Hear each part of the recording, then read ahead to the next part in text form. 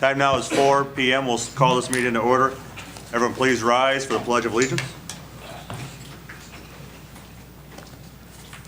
Pledge allegiance to the flag of the United States of America and to the republic for which it stands, one nation under God, indivisible, with liberty and justice for all. Patty, you take roll call, please. Jeff, Here. Gary, Here. Ray, Here. Don. Here. Here. Good afternoon, everyone. We'd like to welcome the guests and visitors, media. I do remind you, if you have a cell phone, if you can please turn it to vibrate or off, just so we don't interrupt anyone that are speaking. Is there any commissioners that need to abstain for any of the agenda items due to a financial conflict of interest? If so, state your name. If not, or in the agenda item? No. Nope. All right. Any abstentions needed for non-financial interest? Must state reason for abstaining. No. Nope. I do want to make sure we're aware that the variance for Darrell Corton, which is scheduled item number 7, this is property that neighbors mine. I don't see any conflict, but I want to make sure we put that on the record. And then when Mr. Corton's item comes up, we will make sure we notify him as well. So it's on item number 7 there, property that is just across in kitty corner from mine. Any additions or changes for today's agenda? Hearing none, I'd entertain a motion to approve today's agenda. Make a motion to approve the agenda. Second. Motion, we have a second. All those in favor say aye. Aye. Opposed? Motion carries. Has everyone had a chance to review the September 18 minutes? Yes, Mr. Chairman, there's one on item under highway. It just kind of, the last sentence doesn't, What page? 9. Last sentence says, as discussed, request for Luso Construction to move the full depth application of 449th 9 between 305th Street and what?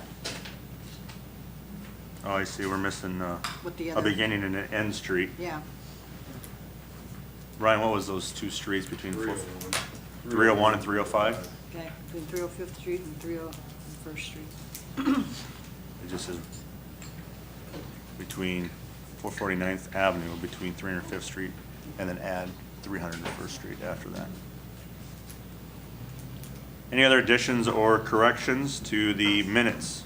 I've got a correction on the last page. It said I seconded something and I wasn't here, so I couldn't have.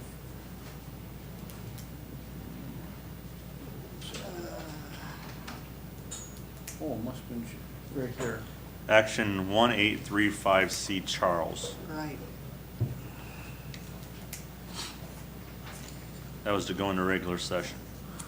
So it had to be moved on. That was, Deb would have been the one who seconded it because Don made the motion. Yep. I'll look and- at the tape. And Gary voted against, so, Right. okay. Any other corrections? Hearing none, I'd entertain a motion. Front, back. A motion to approve the minutes, is there a second? As amended. Second. We have a motion, we have a second. All those in favor say aye. Aye. Aye. Aye. Ray, are you approving? Are you, oh, that's right, you can't I approve the wasn't minutes. here. Opposed? Motion carries. First item on the agenda is claims. Has everyone had a chance to review the claims? Yes, and I just have a couple questions, and I apologize for not getting them to you. But I was just interested in knowing about the payment. There's 3 of them to Lutheran Social Services for juvenile detention. What do we pay Lutheran Social Services for? That's from the sheriff's. The housing. Juvenile It wasn't very much. I mean, it wasn't enough for an overnight or anything. It was just something small. And on the page immediately after that, we have a 75 $5,000 payment for the poor to Avera Sacred Heart. Is that one bill, lots of bills? There are three, those are the ones that were okayed. They were denied and then Yes. those are the three. The combination of three. So it is multiple. To either Avera It was- Hospital, Avera Sioux Falls. and then- No, this was all Avera Sacred Heart Hospital. Yes. Those three different. Okay, so that wasn't one bill, that was multiple bills? Pardon me? That was multiple bills rather than Yes. just one? It was three individuals. Okay. That's my only questions, Mr. Chairman. Any other questions?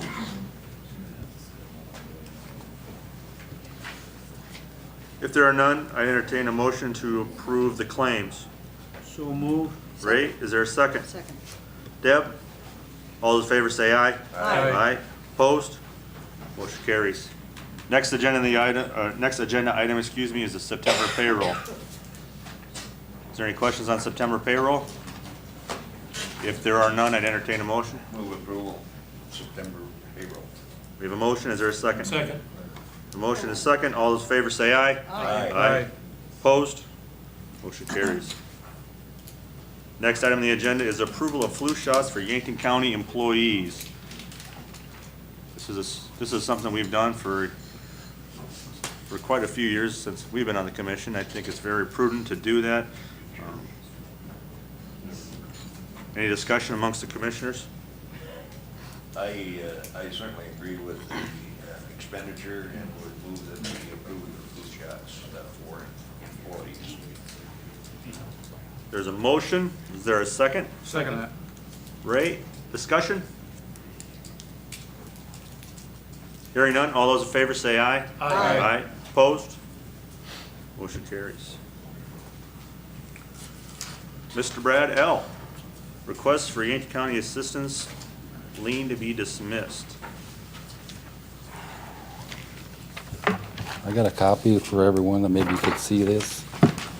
They have copies. We have the copy of Okay. this, we Oh. don't have a copy of that. Me and my wife are here today because we're here for a county assistant lien back from September of 1984 against my mother. Back in 1984, my father died at the hospital, and I guess there was an outstanding bill of $5,582. I'm sure if it was from his death. At the time, my father, he was disabled and was on disability, and I would thought he would have had Medicaid, but I don't know what, nobody can really tell me what they had back then for people that were disabled. I don't even know if my mother knew that the lien was on her at all for this amount. I know she probably couldn't have paid for it at the time because there was 5 of us at home, and my mom had a mortgage for the house. So, excuse me, this is what the lien amount was? This Yes, I guess so, yeah. 5582? Yep. Okay, thank you. Let's see.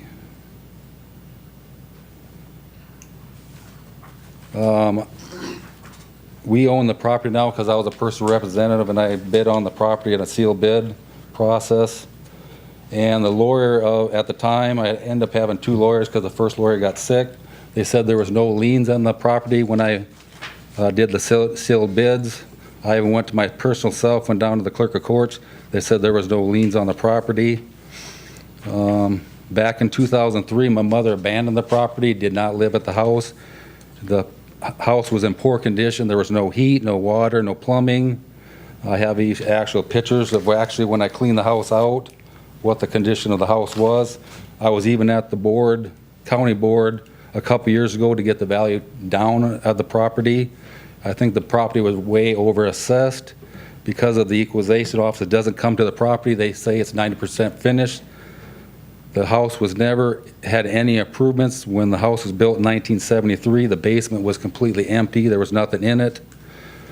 I estimate that my mother paid over $10,000 more from that 10-year period that she did not live in the house if it would have been reassessed.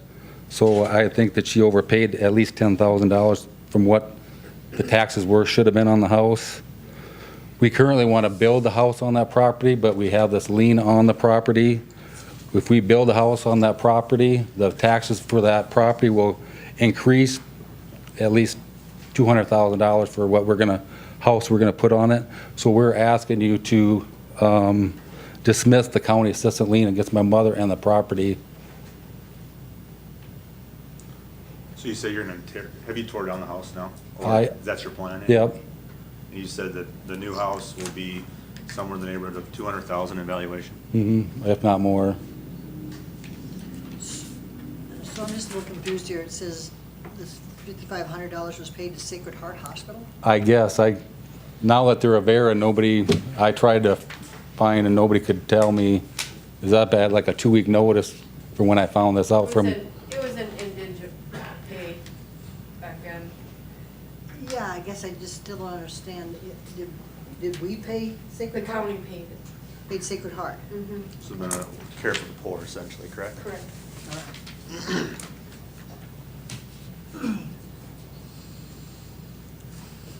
So what are the amount of the back taxes that are on it right now? There's no back taxes on it. A lien. Do you know how, That- is there amount? Just- That amount right there, So you said, did they do a title search or just, the lawyer, on the paperwork I have from the lawyer, it said that there was no liens against the property, so I don't know. The second lawyer that took over, he's trying to just want to get it done, and I guess I messed up being the personal representative, and Didn't the lawyer volunteer to pay it, is hearsay or? no, I don't think he would be, pay it. Well, they got insurance for that. Well, there's two, he was saying the first attorney should have done it when he got sick, so then he took over because he got sick.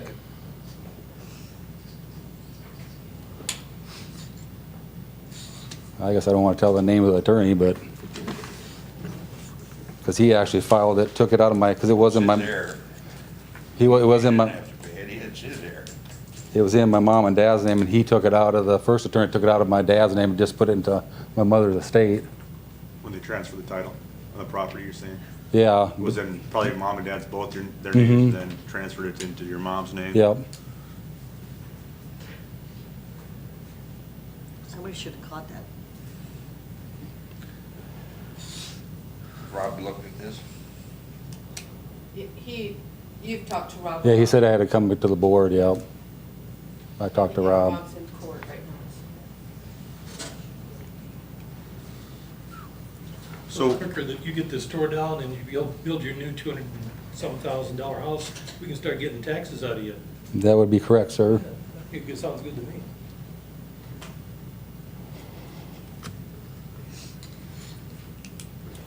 And she paid way over what her taxes should have been when the house was reassessed, so it's not like I think she's paid that back to the county in the long run. you guys came in front of us in 16, and that's when we made the adjustment, Mm-hmm, correct? yep, came in, you in 16, yep.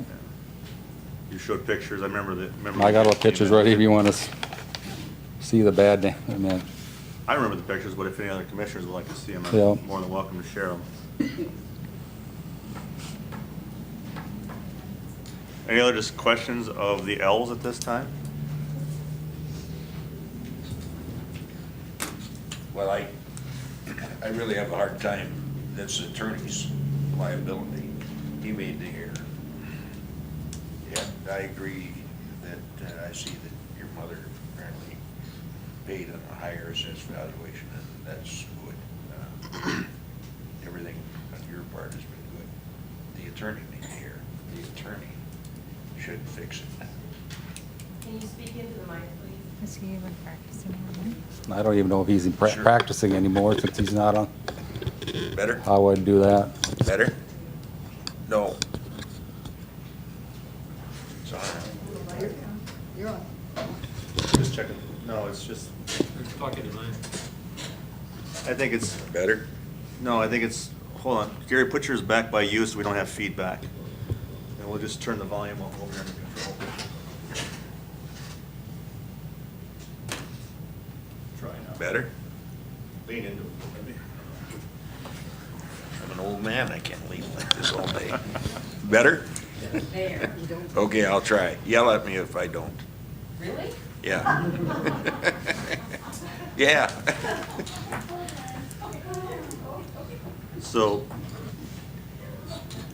you're Have you saying, asked have you asked your attorney what he's gonna do about it?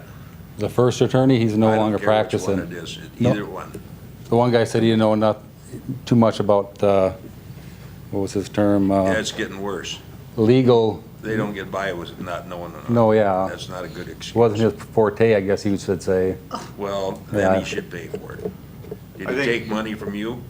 hold on, I think he did say it's the first attorney that did this is no longer in practice. is Yeah, what the he said. first attorney, he thought it was already done. The second attorney, because it says that he transferred it between both people to the estate, so he thought it was already done, the second attorney.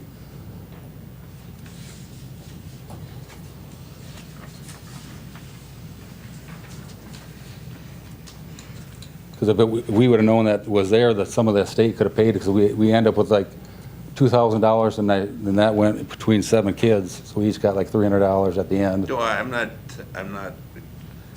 pointing a finger No. at you, Brad. Yeah. The attorney made an error. Yeah, The attorney has insurance, I'm sure, and he should be taking care of his error instead of the taxpayer.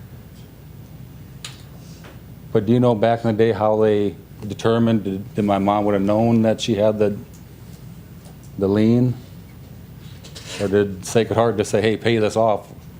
Now I say they think you have to apply for it.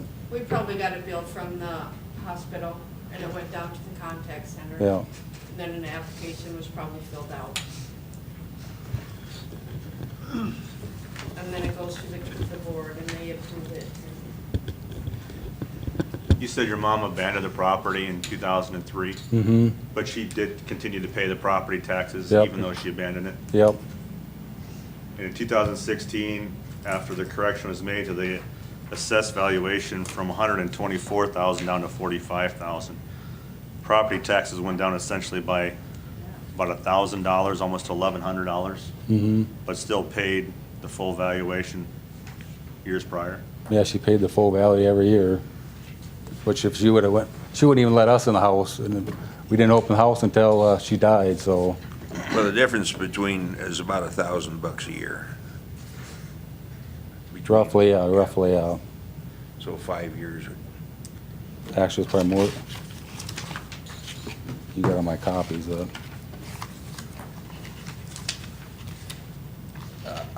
Myself, I would recommend that you approach your attorney and ask him to pay for it. If he won't pay for it, then I would certainly take a different action on it. That's just my opinion. I'm not speaking for the commission. Any other comments or questions from the commission for Mr. and Mrs. L?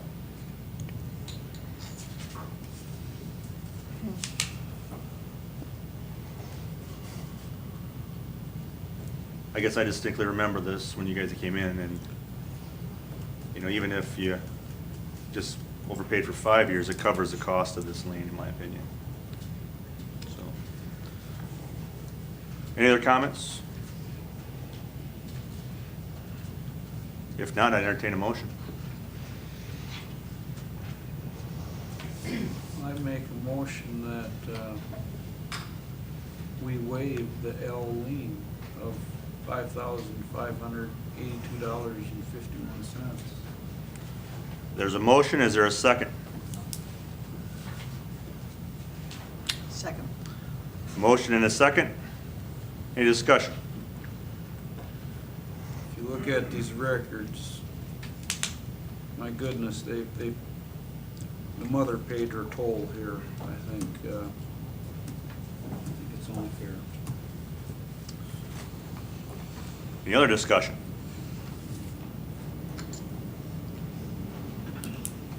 This is a standard procedure, correct, when we pay, just for example, the things we talked about earlier tonight with the claims? There's an application filled out, and then it goes before the board, you guys.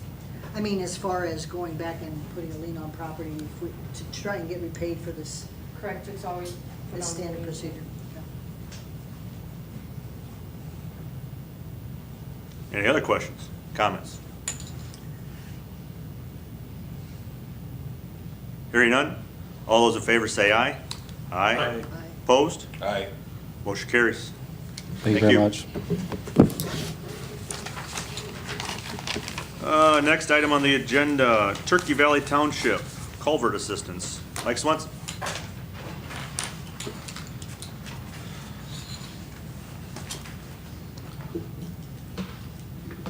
Before Mike starts, I just want to remind the audience, if you do want to speak in the public comment portion of the meeting, there's a sign up in the back corner.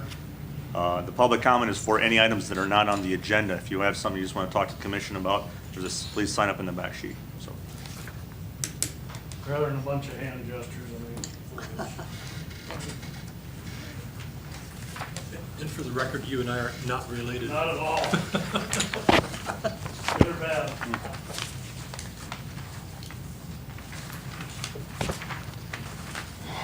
Mike Swenson here representing Turkey Valley Township, which is as far northeast of Yankton County as you can get. The project we're talking about is on 293rd between 448th and 449th, which I believe 293rd is going to be ground up. 294th. Okay, yep, 294th is the blacktop. I'm sorry. Just for layman's terms, that's 1 mile or 4 miles west of Irene and 4 miles north and a half east. How far east, Mike? A half east. 4 miles west, 4 miles north, east. Yep. I saw it already. This is trying to think the road. The creek that we're talking about is Turkey Valley Creek. It's a pretty major creek. Sounds close. The county has 7 bridges on blacktops and our gravel roads that are over 20 linear feet. This is the only one in our township that is not a bridge. Existing structure was 3 6-footers by 40 feet. And we're going to go ahead, and I've cleared this with Pat and Paul Scherslick and Brian. I talked to Brian too. We're going to replace it with 2 8-footers. It's just a minimal fraction of change in the flow. Reason being is the bank, as you can see in these photos, the first one there is the inlet side. The creek comes down at about 20 feet wide under normal conditions, and then it gets to these culverts and it's over 65 feet wide. It sits there and swirls, debris gets caught up. And same scenario on the second page, that's the discharge side.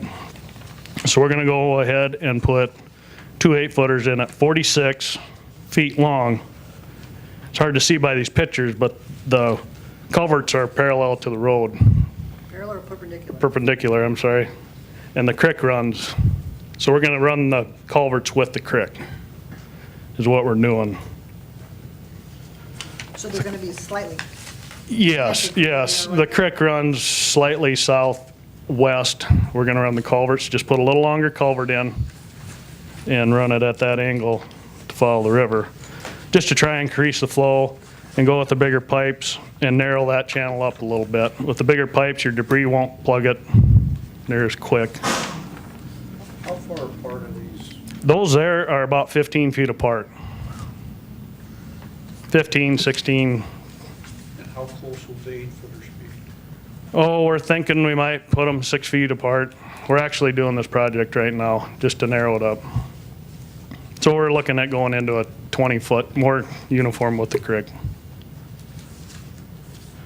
The bad news is the cost of this is about $52,000. And I know there's been talk about closing roads. We kind of do have a 5-year plan, or however you want to make it. We have 5 minimum maintenance roads that we feel we're still maintaining them. But if something like this were to happen on those roads, they would be the first ones to probably be closed.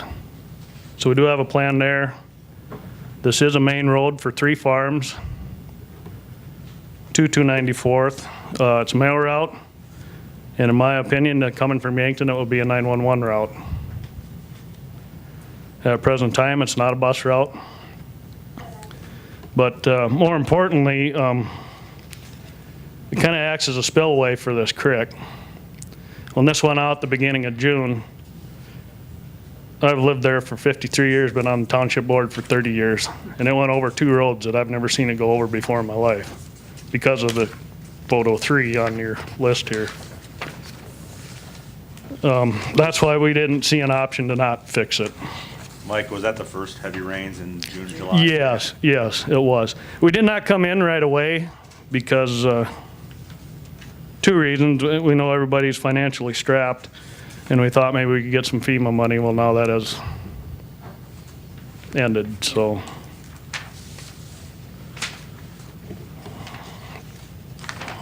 Is there any value to the existing culverts? That is worked in on the bid that we granted. Not much. I mean, by the time you get them out of there, their time was due anyway. They've been in there a while. Yeah, mid-'80s from what it sounds. Back in the day, it was a bridge, a rock bridge. I'm sure over 20 linear feet, but yeah, reasons for needing assistance is excessive graveling in 2018, and it needs to be done again. This is a $52,000 project. Our annual budget is $73,300. Within that budget, our grading budget is $8,000 versus $52,000. I was to a meeting a couple years ago, and you said unforeseen obstacles. In 2016, we had a $15,000 culvert project, which was a 4-footer that we paid for, knowing that that was our full responsibility. In 2017, we replaced a 5x70 culvert that was very deep in the road, and that project was $18,900. That would have qualified for some assistance, or at least to ask, but we did not because at the time we financially could handle it. And then this one coming forward in 18 is $52,000. I mean, I guess we're here because you are our only outlet for assistance. We aren't eligible for grant money. The FEMA money is gone. Our financials actually present today are really strapped because of this. After this is paid for and all our summer expenses are paid for, we're sitting at only about $25,000 going into winter. And I mean, that's it. No CDs, no, Nope. you guys have you guys opted out? Yes, we do have a $20,000 opt-out available. We have $16,000 in force that will become due in 19. And I don't want to speak for any other board members, but I'm thinking we'll probably max that, take it to the 20 for at least a year or two. Our mill levy is 28.8, and then we have an opt-out of 16 with the 4,000 more, which I believe we'll take.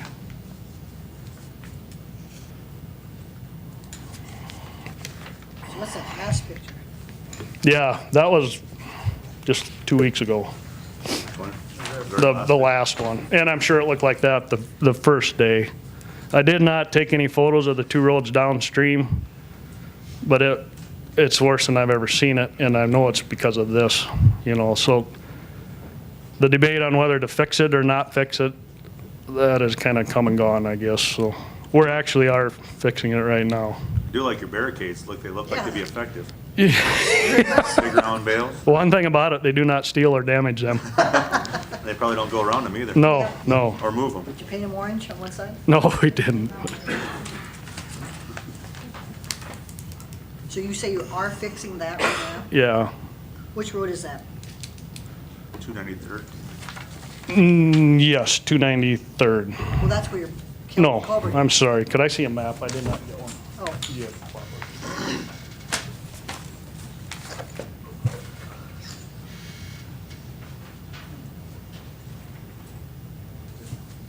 is this all on 293? Yes. It's a quarter mile off on 293. It is off 448th, which is due to be ground. 448? 448 north and south. Okay. That's part of a reclamation project. It's, yes, it's just a mile north of 293, which you're gonna reclaim. Yeah. 294. So this is actually on 448? No. It's 293rd. 294 is our paved road, correct? This will be a mile north. Yes, I'm sorry, 293rd is the road we're on, yes. So go from the intersection of 448 on 293rd. You said that would be another quarter, Right at a half mile. half east? Yep.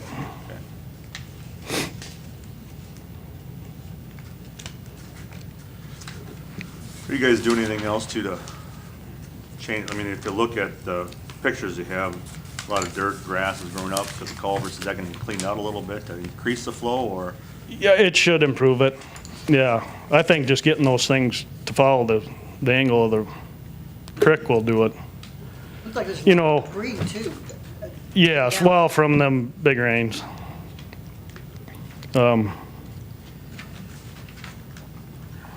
You know, 99.9% of the time, it's not a problem. You could have a Just 4 this footer in year? there. Well, not even just this year. I mean, you get a 3-4 inch rain, you're gonna, but this is the worst I've ever seen it, but I have never seen it, and we've had rains like this before affect downstream a couple miles. I mean, and that's all due to the top being washed out, because they were running full bore plus 3 feet on top of them here 2 weeks ago. So, who are the farmers that are, which farms are most drastically affected by it? Well, there's one right east of there that's a fairly new acreage. That would probably be the other one, and then there's another one right there. And then up the road another mile, that would be their main road.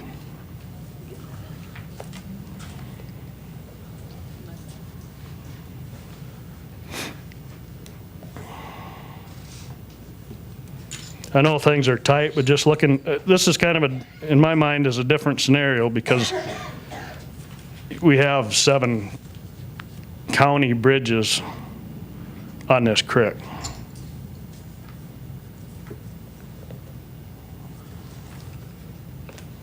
Will this still stay considered township control?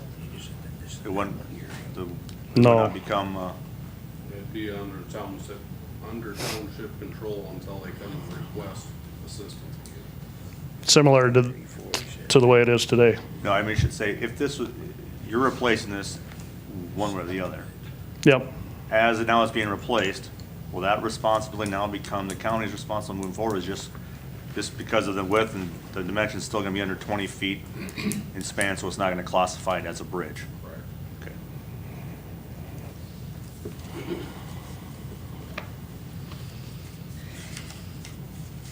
Other questions for Mike? Can I have my book back? Thank you. So what are you asking for? The elephant in the room. Yeah. I guess whatever you would give. I know things are tight. If we could get half of it, that would be great. I mean, and the reason I say that is 2 months ago, you awarded Mayfield Township $20,000 for a $60,000 project, and they had $105,000 in cash. We have $26,000 in reserve. You have 73,300 right now, and you say 65,000 of it is, or you've got 8,000 that's taken for something. Is that correct? I don't know where did you get your numbers, Deb? Must be from you, because I did, You made a comment about 8,000. You used right off a list of expenditures for the year. Do you remember you said something around 8,000? Maybe that was for gravel well, maintenance or something. Yeah, we had, as of today, our checking balance would show 86,000. But we have a spraying bill of $3,700, a mowing bill of $2,000, gravel bill of $5,000, and $5,000 labor, which is $25,700. Add that to $52,000, and that is $77,700. Minus the 86,000 leaves you with 8,300. Actually, I did not go far enough. We're $8,300 is what we would have with bills all paid as of today. Granted, we got tax money coming in, but that's The pretty. road that we're talking about that we helped, Culvert Bridge, that was one that was highly used as a bypass to get around the Scale. Yep, I know exactly, weigh yeah, station. Is that the one? yep. They aren't using this road to get around the weight station. No, I'd say this project is probably more important to the flow of the creek and saving roads downstream and bridges versus keeping the road open. And how you would restrict the water without spending $40,000, and then why not spend $50,000 and keep the road? Yeah. Because, Go ahead, Mike. I think as a guy closes these roads, you're gonna have to notify everybody, including Google, that these roads aren't closed. I mean, if this individual right across this deal and they called for a 911 call, I know they'd come running right into this, you know. So it does become a safety factor at some point too. I think your guys are facing the same struggle everybody is facing. Yeah, Say I everybody, agree. Not just townships, not just county, in this county, in the state. I think Brian has talked to us many times in meetings about Yankton County's got the #1 inventory in regards to culverts, bridges, and waterways in the state of South Dakota. I don't know, Brian can probably tell us better numbers, but I think just the county responsibility on culverts is, what, 400? Yeah, when you think about that, you got 437 was the number I heard. Yeah. How much? is it? 417, if 5% of them go out, that's 20 a year. And 5% is pretty low. But you're right. That's the biggest challenge we face here as a county level, just on what's on the unorganized townships, not to mention our other bridges.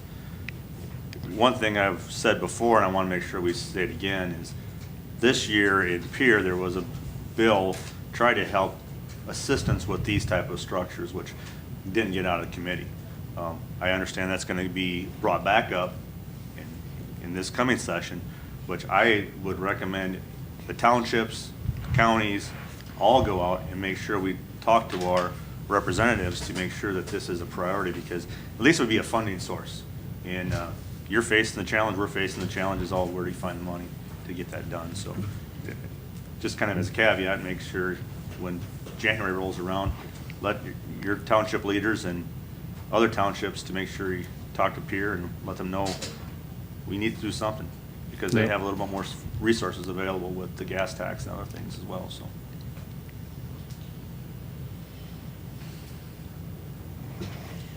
Other questions or comments So from Mike? what's your average snow removal bill been? Oh, that varies quite a bit. An average, I mean, the last 3 years, or? Oh, I would say 6,000 to 8,000, it can be up to 10. It depends on it. We actually are in a unique position. We have our own maintainer.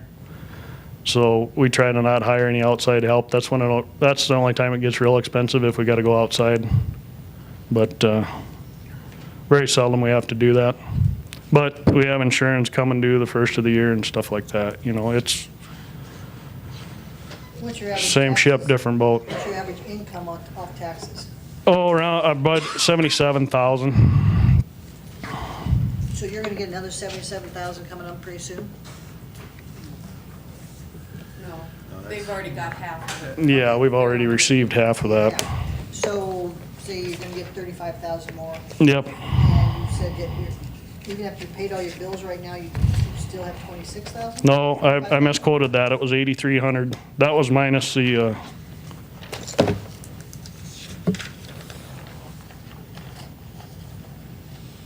8,300 is what we would have left in our checking account.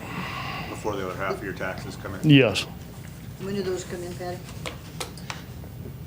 They use October, the second half have to be paid by, October 15th?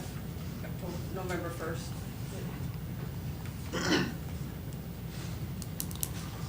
In order to get you some help, Mike, right away, Patty, how much money is in our Fleet Bridge Fund after the $1 million went to West City Limits Road to the city?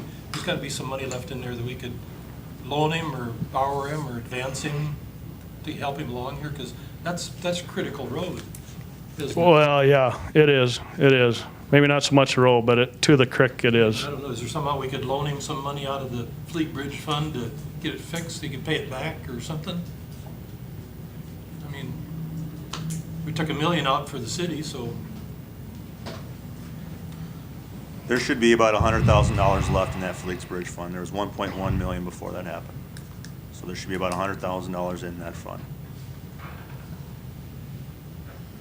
I mean, I'd hate to be living out there on the other side of the thing and have a heart attack and Yeah, we want die to do, because yeah. couldn't get there and then. You're fixing it right now. Is that Yes. correct? Yes, yes. We went ahead with it right away because just our own personal decision. And then after this last rain, after the way it went over, we're glad we went that way. I mean, like I say, we got a plan in place. Some of these other roads, we're pretty much ready to give up on them because they're not vital to. Like, which ones are you gonna give up on? Just give me a couple examples there, if you would. If you got them. If you don't, that's all right. No, I would, if I did not get a book with Deb. Okay. So just clarify one more time, these culverts are on this road as well? Yes, that is a picture photo of that. That's their condition right now, or prior to starting. You guys have taken out the old culverts is what you're Yeah, he just showed up yesterday, of course. Oh, we have one down on, between section 33 and 34. We have one between section 1 and section 2, section, That's a north-south road, yes, yes, and it's 1 mile, or is it 6 miles? 1 mile there. Okay. If you're staying in that area, we're over on 19 and 20. And then we move up to 9 and 10, 2 and 3. Are you talking, all these are north and south? No, just the roads between, yeah, they actually are on north and south to this point. And then 2 and 11. So 2 of the ones that you're gonna get rid of are on the north-south road that goes right by this bridge. Is that right? 494, is it 16? Is that section 16? Is that where No, section 9 and 10. 9 and 10? Yep, the road That's the between road- those two. That's the road you're gonna get rid of, but where's the bridge? Tell me what's On the south end of 9 and 10, it is a half mile to the west. Okay. So it's on between 16 Oh, I and got it, 9. I got it. I see. Yep, yep. Okay. So you're getting rid of some roads right close to that road? Yeah, Okay. we would rather sacrifice that road, is what I'm saying. And, Well, that probably makes it even more important to yes, get it fixed. yeah.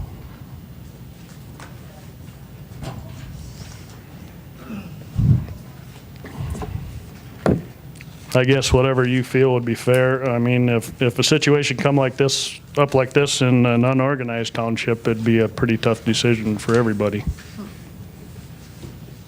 We faced some of those as well this past. Yeah. spring. Any other questions or comments for Mike? Is there any holds on the remainder of the Flakes Bridge Fund that would disallow us from taking the money out of that too? It's still there, you just have to make a motion to take it out of there. It have to be a separate motion, a separate meeting, and to move the money. Because it's not on the agenda, so you can't do it today. How much do you think you could give him out of that? How much do you need, Mike? Well, anything is great. I guess I'm sure they take 52,000 to pay it all off, right, Mike? we would, but I mean, Ask for 100 and then we'll give you 50. maybe. Well, I would remember one thing too, of all the commissioners, I know this is gonna be an ongoing problem, and I guess I'd encourage you guys to set up a system or something, because like I said, if there's 417, you go 5%, that's 20 a year. We tried. I'm not telling you anything you don't know. We tried twice and both times it was voted down. Yeah, we do gotta remember, we have those 413, those are Yankton County responsibilities. Not talking about all the ones in the townships. There's probably double that in the township, organized and that's township. just on your road? Those are our roads. Okay, yeah, so it gets even worse. The biggest thing, the biggest challenge we're faced, just like you're facing now, is that, where does the money come from? Yeah, That $100,000 is there, but heck, half of it could be gone on one project. yep. And we have How many organized townships, Brian? 9? Every organized township came in 1 year for even 10,000, that'd be gone. And then what? What faces the other issues? So I'm not opposed to assisting you on this, Mike, but I want to urge everyone else to understand that there's a little bit of money left there, but we're all facing the same issue. Yep, I agree. I guess just seeing what happened 2 months ago, I guess we would be satisfied with that. Is there any recommendations from the commissioners?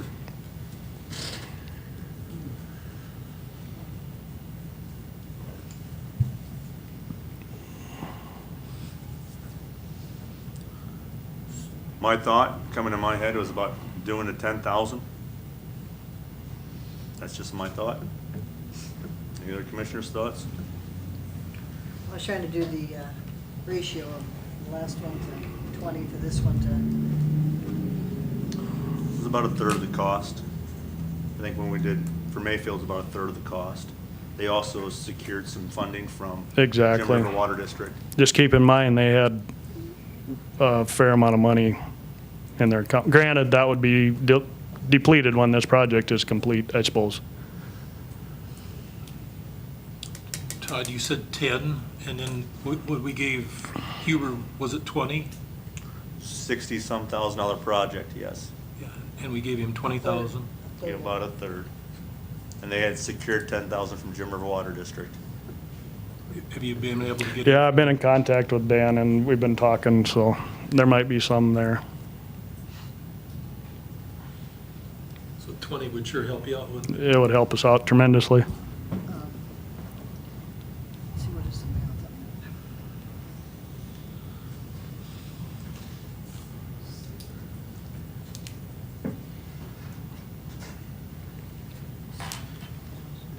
Any other comments?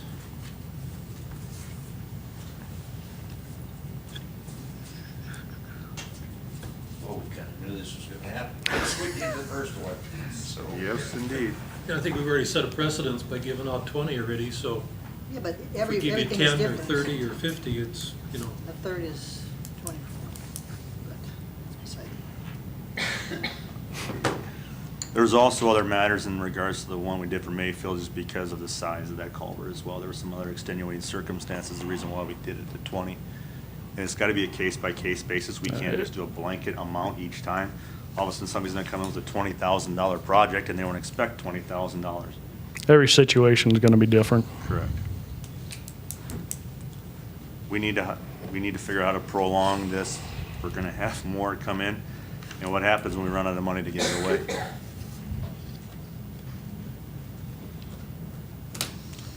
I entertain a motion unless there's some more discussion.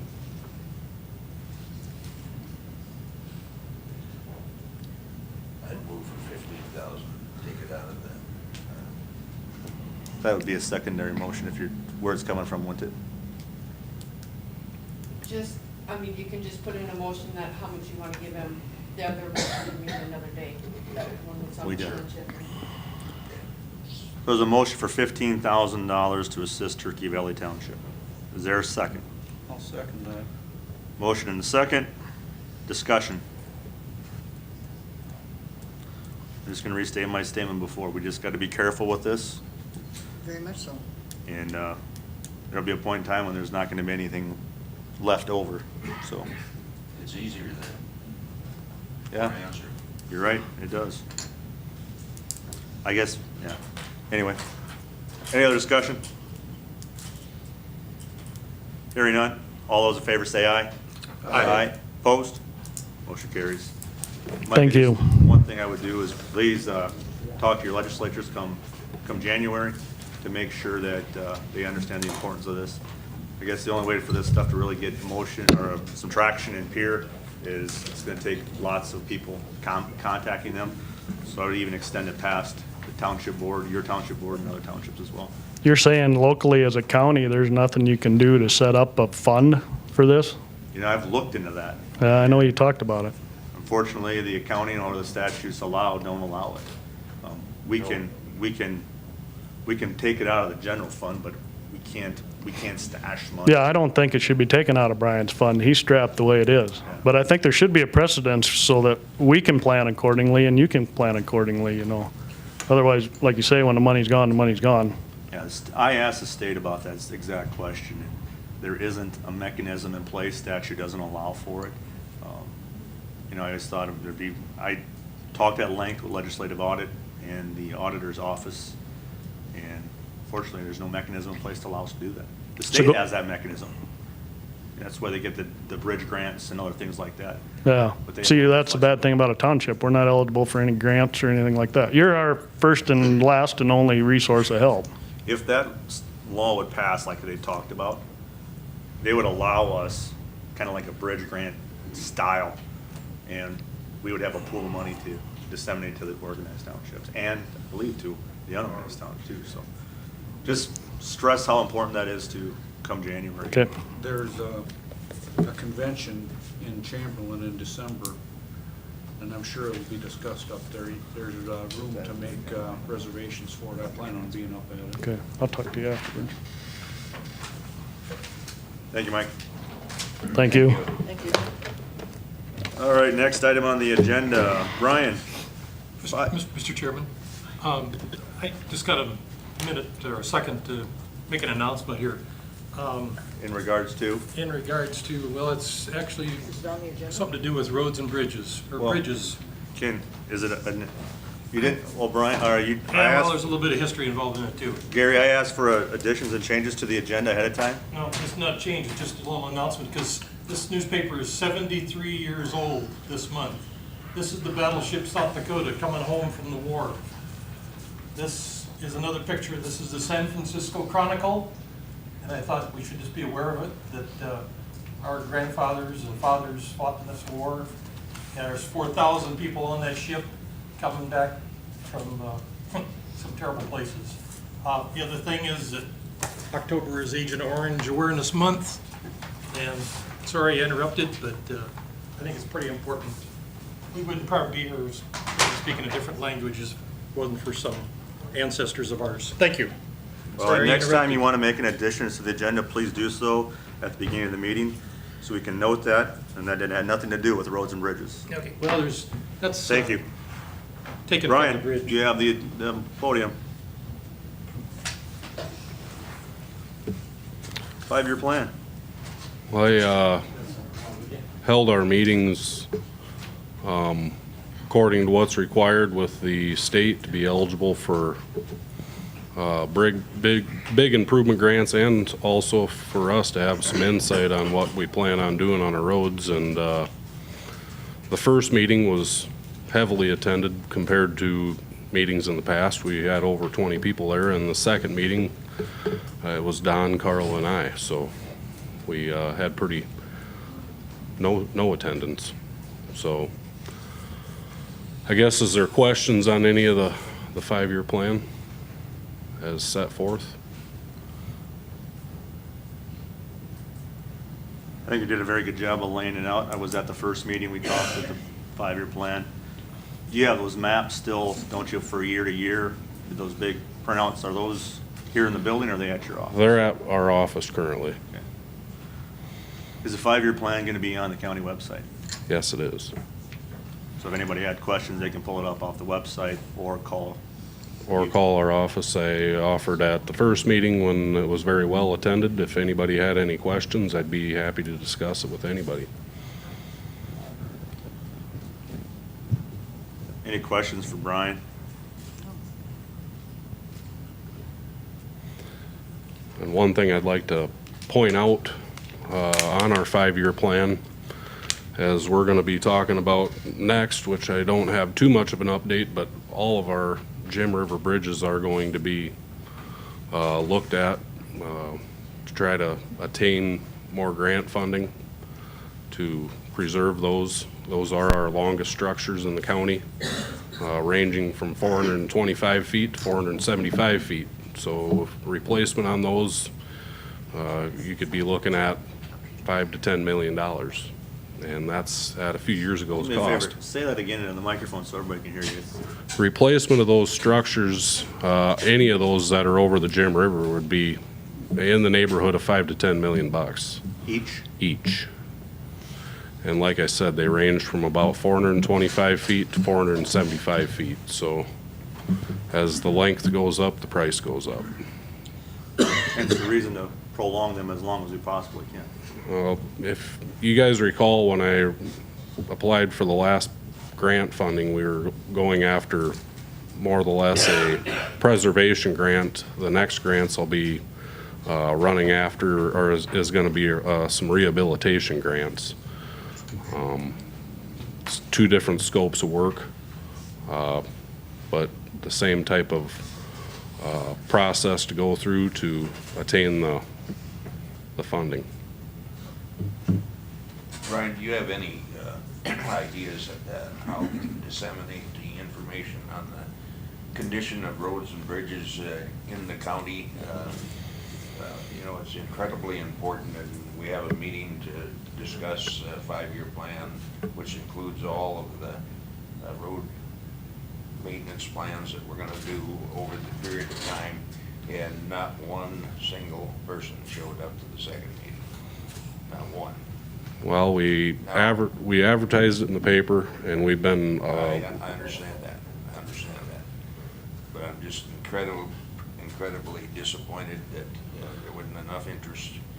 All these people that know we are hiding money, wasting money, that they didn't have the guts to come to a meeting and listen and ask questions. I wish I had the magic answer. I honestly do. They're cowards. Well, like I said in meetings that was very well attended, I offered up to discuss anything on the plan. I know there was a lot of very good dialogue at that meeting as far as why certain roads are having certain things done to them and other roads are having other processes done to them. I covered that and I thought very good detail. We're not just looking at the surface of the road. We got to look at what's underneath, and we got to look at the drainage. Like mentioned earlier, we're facing a big issue with our structures between 16 square feet in opening, which is a 54-inch culvert, up to the small structures, or as considered by the state's culverts that are under 20 feet. We can't apply for any type of funding for those at this current time. Like Mr. Woods mentioned earlier, that the processes are in place as far as trying to make funding available for that, but right now, we're maybe looking at 1 or 2 of these structures a year as they go bad with a heavy rain. I think we need to be more proactive on those too. But there again, at this point in time, I don't have any of those structures in here because it's one of those things that the state doesn't consider the need for it in our plan because there's not funding available. Well, I thought when you were I was at the first meeting, I thought you did a very good job, and I thought the audience did a very good job of asking questions. There's some challenging questions too, which we've always faced and will continue to face, but right now, I believe in 2019, there's about 4.3 million budgeted for your entire budget. Correct. Which was an increase from this year's budget. 4.1. So, any other questions for Brian in regards to the 5-year plan? Again, the 5-year plan, the reason why it has to be approved is so we can get state grant money, so we don't have to use all of our tax dollars to take care of the roads and bridges. Did all your projects from the 2018 5-year plan get completed, or any of those have to fall into 19 because of emergencies? Currently, all of our projects, aside from a few of the ones that we typically wait till fall to do, like our crack sealing, our major projects are completed. Along with, like you mentioned, the culverts that have washed out with the heavy rains from late June and then this past week. Any other questions for Brian in regards to the 5-year plan? Yeah, last time I asked you about, when you loaded your trucks with the scales on your loader.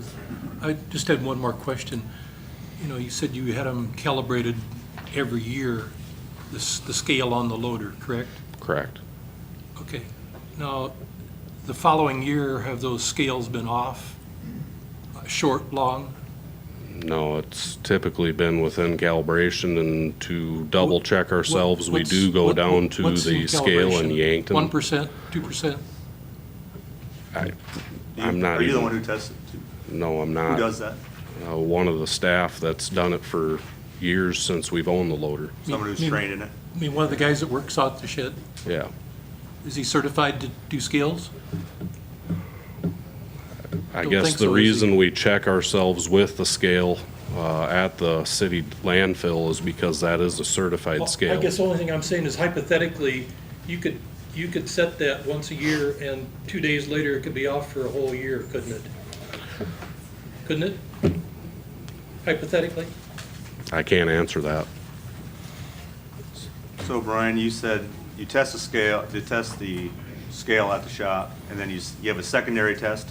Yeah, we get a scale ticket with a tear weight, and then we lift up this weight that's 2,000 pounds, put that in the bucket and lift it up.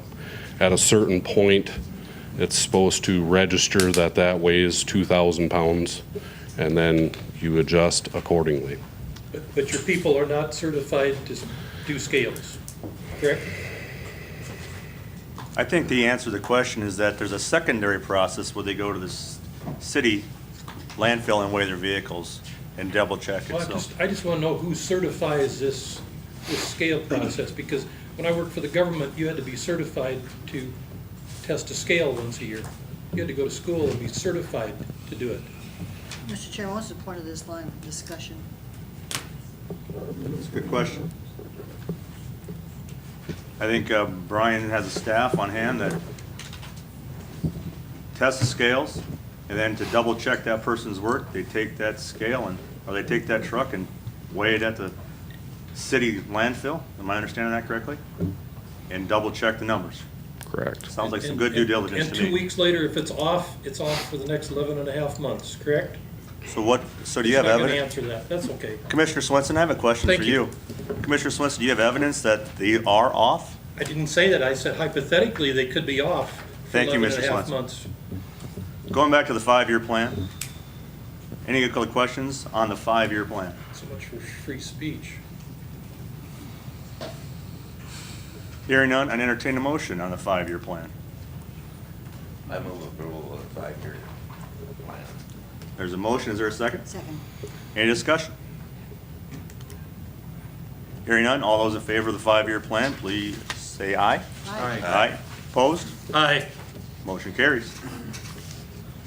Next item on the agenda, Johnson Bridge. I know I've been in contact with Clark and DOT multiple times in regards to this. Preliminary plans were submitted to the DOT last week. The final plans were submitted Monday for final approval from the DOT. Once we get final approval back, shop drawings and all that, we can go ahead and get the bid and proceed with going forward with the splice plates and that. I guess that's as much as I got right now. Tried calling the DOT several times yesterday, sent some emails, haven't heard nothing back yet. So I'm waiting on hearing back from them and Clark. So the process is Clark Engineering made recommendations. Those recommendations went to the state DOT for their stamp of approval. Correct. Right now, we're waiting on the DOT to give us their stamp. Their final stamp, the one that means that we can move forward.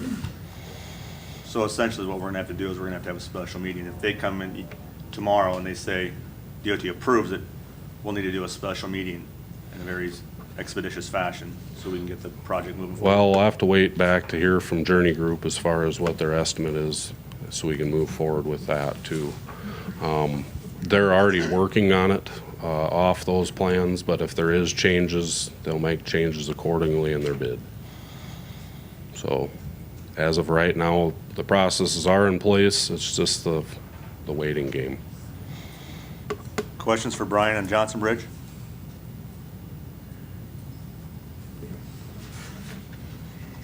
I appreciate your diligence on Johnson Bridge. I know you've done a lot of work and been coordinating with Clark Engineering a lot on this project. You and I have been communicating a lot in regards to it, trying to push it as long as possibly, as quick as we possibly can. As soon as you hear from the DOT approval and from the contract, we'll schedule a special meeting if need be. I think we all want to get this thing done as quickly as possible. And I know Journey Group, as soon as they get the get-go, they're ready to move in, so. One other item on Johnson Bridge.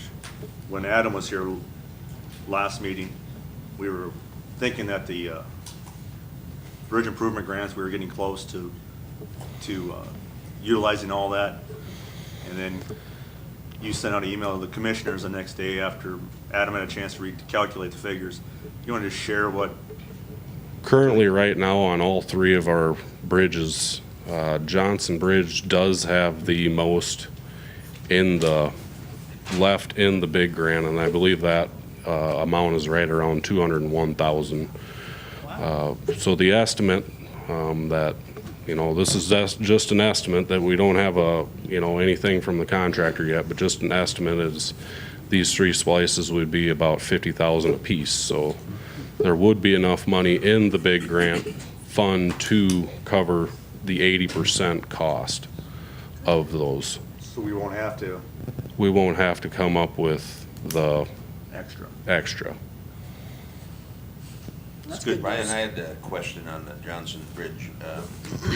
Those cracks that were identified, is there a way that there can be some testing done to see how long those cracks have been there?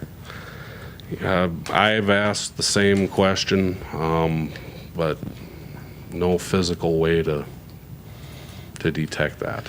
No carbon tests that the Clark engineers can do that you're aware of? I can ask again, but just to see, because the DOT kind of had the same type of question that we all had. How long have they been there? Because it's kind of scary. Well, the concerning one isn't the single one by itself. It's the two that are right next to each other are the very concerning ones, because obviously one had to crack and then cause the other one to follow suit. And that's the concerned one I would look at more than I would look at just the single one. And do they x-ray those after they weld them up? They will not be welded, I guess. The plans haven't been approved from the DOT, so I can't say whether they'll be welded or not, but the preliminary plans, or the final plans that I got, they won't be welded, they'll be a bolted splice. One other item on Johnson Bridge. It's come to my attention that there's been some rumors that there's been trucks utilizing, and I think that's what you wanted to talk about too, correct? Do we know, have we seen any trucks on the bridge? I know I emailed you and the sheriff today, both in regards to that late afternoon before the meeting, but I haven't personally, but, it's been mentioned before, if we buy a game cam or something, is that something that I should move forward with? I don't think it would hurt. My biggest concern is about that bridge. If there's a semi that goes across it, first of all, it's gonna be way overweight, and that fine alone is gonna be astronomical. But second of all, if that's the case, we have to close the bridge. I don't know what the rest of the commissioners think. We've got it adequately signed, we got cones on it, we got stop signs on it. I think we're trying to do everything to keep it open as long as physically possible to the pedestrian traffic, I guess if you want to say that with cars. But if there's a semi that drives across it, if any citizen sees it, you need to report it to the sheriff's office, because they're the only ones that can enforce it. And if that's the case, I don't know what we have for an alternative. Well, it's incredible that they would jeopardize everybody's public health, safety, and utilization of the bridge by their greed. Can't disagree with that, but Totally agree. Yeah, I'm kind of with you, Todd. I don't think that anybody local probably would, but if we get some lost truck driver from wherever, some other state, that's the guy that might be driving across it. I think the locals are pretty honest. is that what you wanted to touch on? So, I guess, Got right, a picture of one, I've seen 3 others. as, we can approach the mic, please.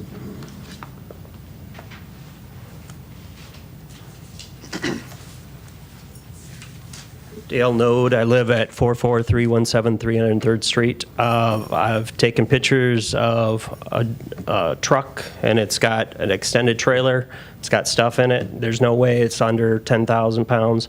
I didn't get pictures of another one, a truck with a trailer with a skid loader.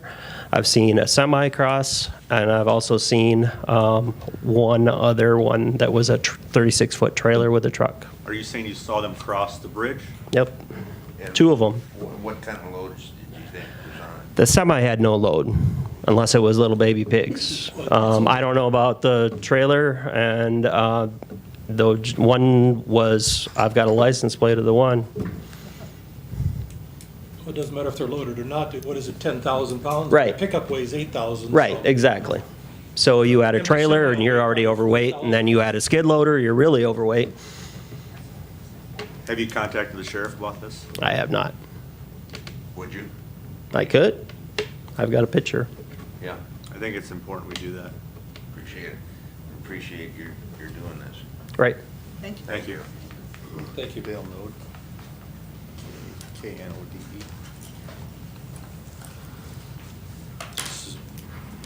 Well, that begs the question. I think we need to put up a game cam. And I know one of the alternatives was to snake the cones. That alternative was talked about. My concern with harvest coming up isn't so much vehicular traffic, it's gonna be our agricultural equipment. And cones are pretty easily ran over, which has happened multiple times, and Put a Jersey barrier up there. that's an option we have. So Brian, what's a big 4-wheel drive weigh? I guess probably in the neighborhood of 40 to 50,000 pounds. Yeah, it's pretty close.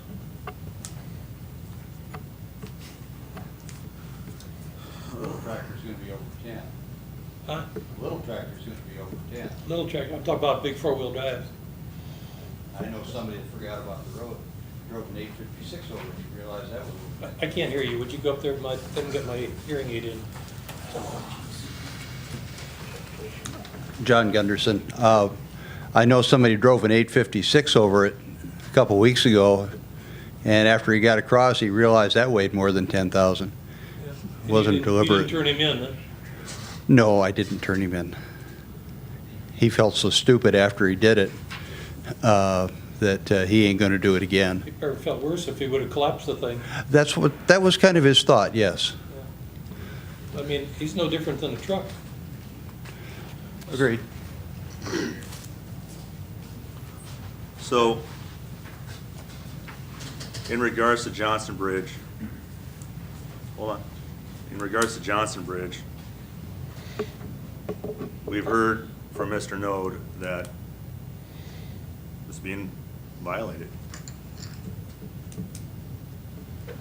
As a commission, we just said we need to close it down if that's happening.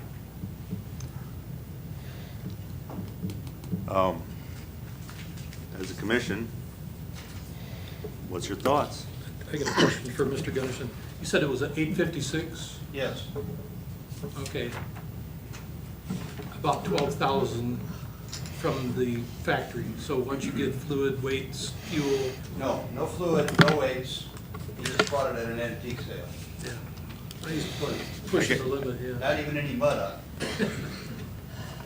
So, back to the matter at hand. We understand it's been, I think it's a safety issue, Mr. Chairman. I mean, we reduced the weight because it wasn't safe for anything heavier, yet we have people crossing it, continuing to cross it. It's a safety factor. So, What are some other alternatives to prevent something like that? Besides signs and cones and barriers, maybe we can use some of Mike's hay bales on the road, man, that might block it enough.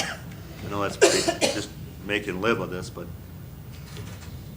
I mean, that road is very vital to people like Mr. Node and whoever else live on that part of the county to get across to 81. We understand how vital that is. But if we have someone who's openly driving across it when it's clearly posted, I mean, you can't see the big neon sign that's up there and the cones. What do we have for an alternative? Brian, is there any other suggestions you have that we can keep it open for vehicle traffic, but really restrict anything else going across it that's over 5 tons? Not at this point. You know, when I initially looked into how to restrict this with the state and getting back their recommendations, you know, there was alternatives with stoplights and things of that nature, but it still wouldn't prevent the truck from going down that road.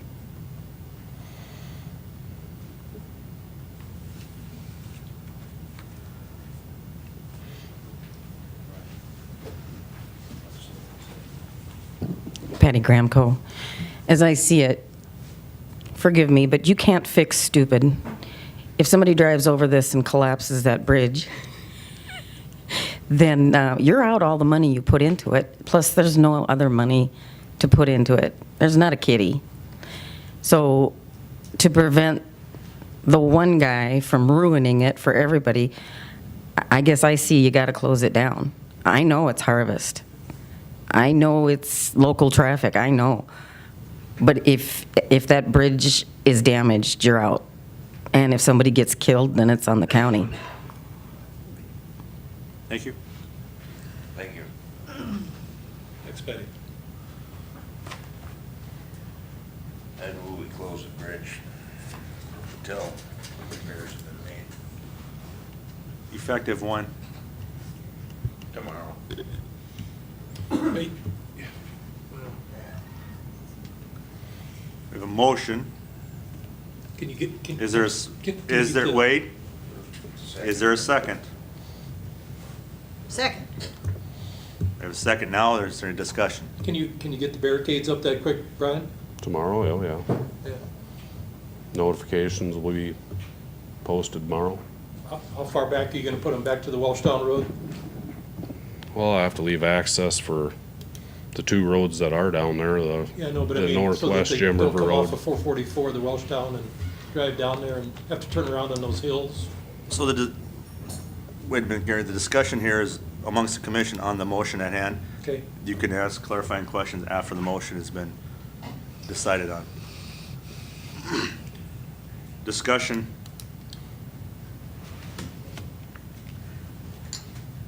I don't think we might have any other option, to tell the truth. We don't know when the repairs are gonna start, and we don't know how long it's gonna take. So it could be 2 months? I mean, they originally said mid-November, correct? I think Clark said, what was it, the middle of November, till they were gonna get those 3 little wells fixed. Major welds. 3 major welds fixed. And they're not welded.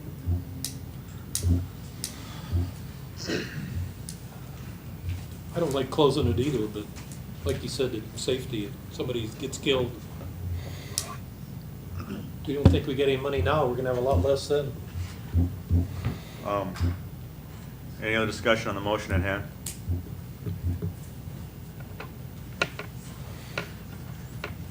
I want a little clarification on the fight tomorrow. Are we doing it at 8 a.m.? Are we doing it at the end of the business day? My other reason I'm asking this question is because we're here at 5:20 on Tuesday. The paper's not gonna get out until 8 a.m. tomorrow to people. I really think we need, I understand the importance of this, but we want to get notification out to people we need a little bit more than 1 day notice to the people. So either it's at the end of the day, or I would even say push it till Thursday, so it has a little time to hit the press and we can talk about it, so the people that use that road know about that road. Otherwise, we're gonna have people that are gonna be driving up to that road, and all of a sudden, they're gonna go, I understand the urgency of this, but I also think we need to think realistically in how we're gonna communicate to the public. And I would also, if we would delay it a day or two, or in that day, put some game cams up or some sort of cameras that track traffic that is going across it, so we can validate claims. And I believe everything you're saying, Mr. Note. I believe everything you're saying, but in the realm of the courts, it's all about evidence.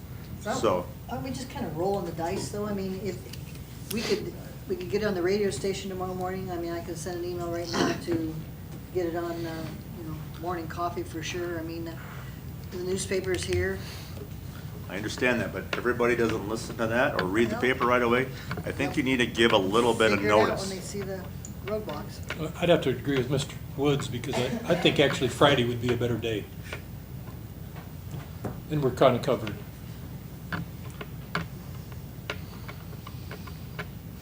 You're probably about out of I prefer barricades anyway, Wednesday, aren't you, but maybe Brian? I could set, go to Thursday, but So,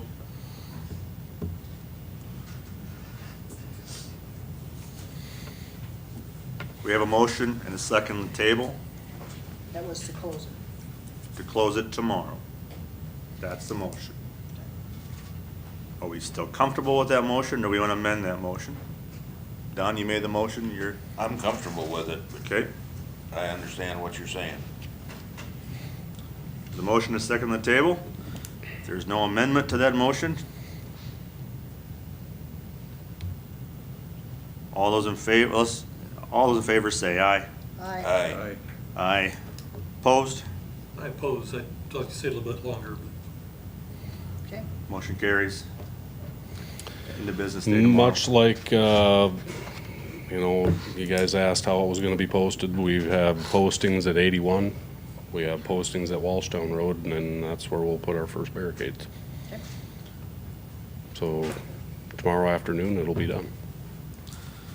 Thank you, Brian.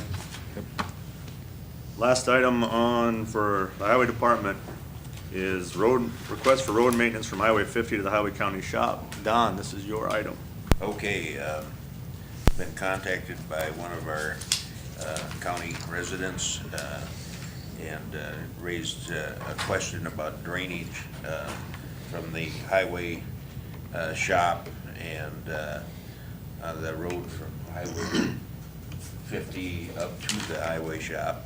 And when it rains hard, the rain off the roof, out of the yard, comes all to the northwest corner of the yard, goes across the road.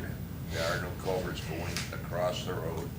Goes across the road, washes out pretty good sized driblets, provides some flood water to Mr. Nelson's field to the north.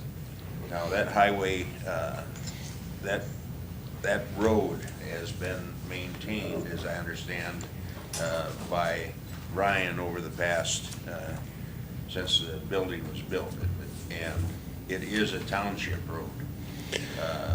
Right. Is that correct?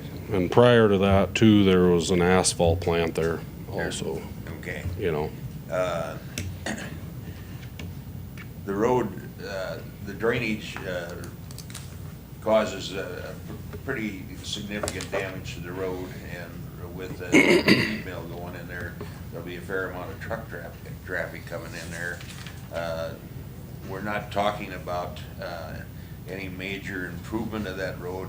What we're talking about is getting some culverts in there to transfer the water from the east side of the road to the west side, where there's holding ponds that also flow down into another holding pond that flows into a blue water line, I believe. Is that correct? I guess I'm not familiar with what's on the east side, or the west side of the road there. Yeah, well, I had the opportunity to sit out there in pretty heavy rains twice, and observe it, so it does create a pretty good amount of water going across the road. I would suggest that to fix this, we should look at the county taking over that road, because we do the maintenance on it anyway. Well, and I don't know if this is the place to mention it, but we are looking into agribusiness grant for that road, and we cannot apply for that if we do not own the road. So, another good reason. We have to own the road to apply for the grant. We have to own the whole road, or just half the road, or up to half a mile? Up to a certain, point, if we want to say our property line or something like that. The stretch of road that we apply for this grant for because of Yaggies moving in out there, that stretch of road has to be owned by the county. That'd have to be in agreement with the township, correct? Correct. Mr. Cap met with us out there, and he's the head of the county township board there, and he has no opposition to getting rid of that road. Gee, I wonder why. How much do you think that'll cost, Brian? Culverts, gravel, labor, ballpark figure? We own the road already. I guess I haven't had a chance to look at the culvert, or we maintain the road already, so I guess I haven't had a chance to look at the For new culverts. culverts So and gravel, there again, 30,000. without having an estimate put together, I can't really give you a figure. We don't know if it's one culvert or two, or size of culvert. Yeah. We'd have to have, and all I'm bringing it forth is to ask for approval to start on the process of getting the problem solved. I think that the township, Mr. Chop said that he was thinking more in his vicinity of 3,000 or 4,000 per culvert for a 36-inch culvert. How long though, that's, 40-some feet. so maybe 10,000 or something like that. Yeah. Well, I think Never works out. we're getting the cart before the horse a little bit. We need to get ownership of that road before we can figure that part of it out, So so. does this fall under the same thing we had last week about county taking over ownership of the road? Remind me from 2 weeks ago. The law that, or the ordinance was passed in 93 or 85. Those are new roads. You mean the resolution that was passed in Yeah. 1976? Well, those are brand new, those are the existing roads. Township roads we've transferred ownership on those before, haven't we, Brian? yeah, we had to do the same thing when we did Deer Dakota Boulevard. Plains. Or yeah, Deer Boulevard. Yeah, as long as it's okay, I think it's the right thing to do. I don't have any objection moving forward to transfer that, so we can then apply for that DOT grant, or that or is it an agribusiness grant? Does that maybe help with the cost in regards to all the issues? New feed mill, as I understand it, is hoped to open in April or May of next year. And expect to have 10+ trucks a day going both ways, empty and full. I would say, yeah, you'd have 10 full trucks, 10 empty trucks. Mark, will you come use the mic, please? Yeah, I would say that would be, And state your name for okay, the I'm sorry. record. Mark Yankee, I'm President and CEO at Yeggies. So, yeah, when we put it in, we put in 2 driveways, and we have a plot plan and everything there. And we've got all of our drainage worked out with 2 retention ponds or whatever. But all the drainage from the east side of the road, from the county shed, like Don said, I was out there and we were both sitting in the pickup and we just watched it. I mean, there's no ditch there on the east side of the road. And so there's no place for the water to go. Once it drains off, there's no ditch for it to go to follow culverts. So it comes and it just runs across the road. So it's really mostly a county or a township at this point road issue where it's just running across the road whether we were there or not. I mean, this was happening before we started building. So one of the first things would be a ditch on the east side. We need a Well, ditch, a decent but, ditch on the east side? well, that's up to engineers, I guess, but, you know, There's some utilities. yeah, there might be some other issues that are a problem there, but anyway, like I said, it's, you know, it's just a drainage issue where it's running across the top of the road, there's no ditch and there's no culverts to get it over to where it needs to go. So, and, you know, like I said, we're not gonna have a tremendous amount of truck traffic there. I mean, it's not like anything huge, and there's not gonna be any big heavy trucks. I mean, you're hauling oats, so I mean, it's not like a lot of 100,000-pound trucks, I mean, like are allowed today in other places. So it's just, like I said, it's a drainage issue, and I know, you know, Darrell Nelson here, I think he's talked with the county before also. I mean, he's got the same issue. The county, there's 3 little culverts, plastic culverts that drain from that same area and drain it onto his property. And there's nowhere for that water to go. So all that is from the county, and that direction is all coming down and either going there or it's running across the road. So anyway, yeah, and like you said, Mr. Chop was there, Bob, and he said, of course, that they'd love to get rid of it. So, and because they don't have the money to do those type of things either. And like you said, I mean, like I said, we're not engineers by any stretch of the imagination, but, you know, just a little bit of common sense, I don't think it would take a lot of money to fix it, where wouldn't have water running over the top of a road. So, that's all I have. Thank you. Thanks, Mark. Yes, Darrell.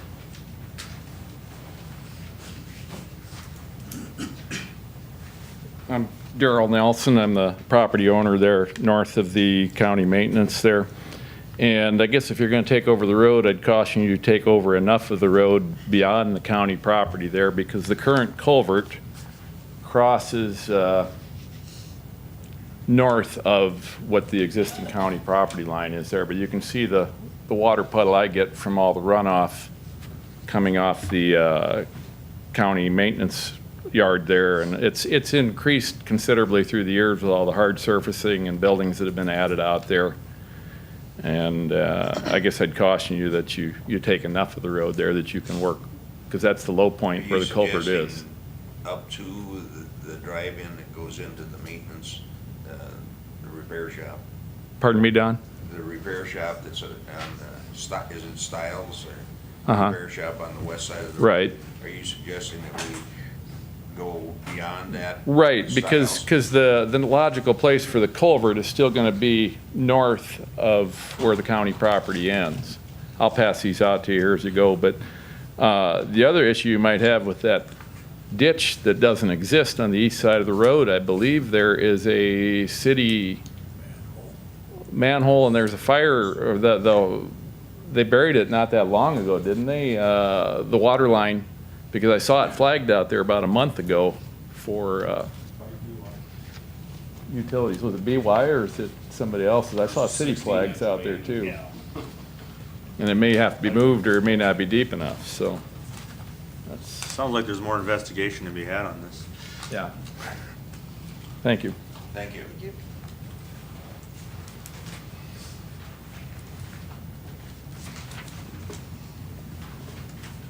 I don't have any problem moving forward and get some more information in regards to this. And the first thing, if anything, is discuss with the township to take over that maintenance, to what point.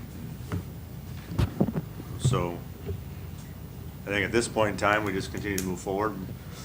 Ryan, we'll put another thing to do on your to-do list. I'm sure, you know, you have lots going on with it. But I start that process with that. Of course, Johnson Bridge is the top priority right now. Correct.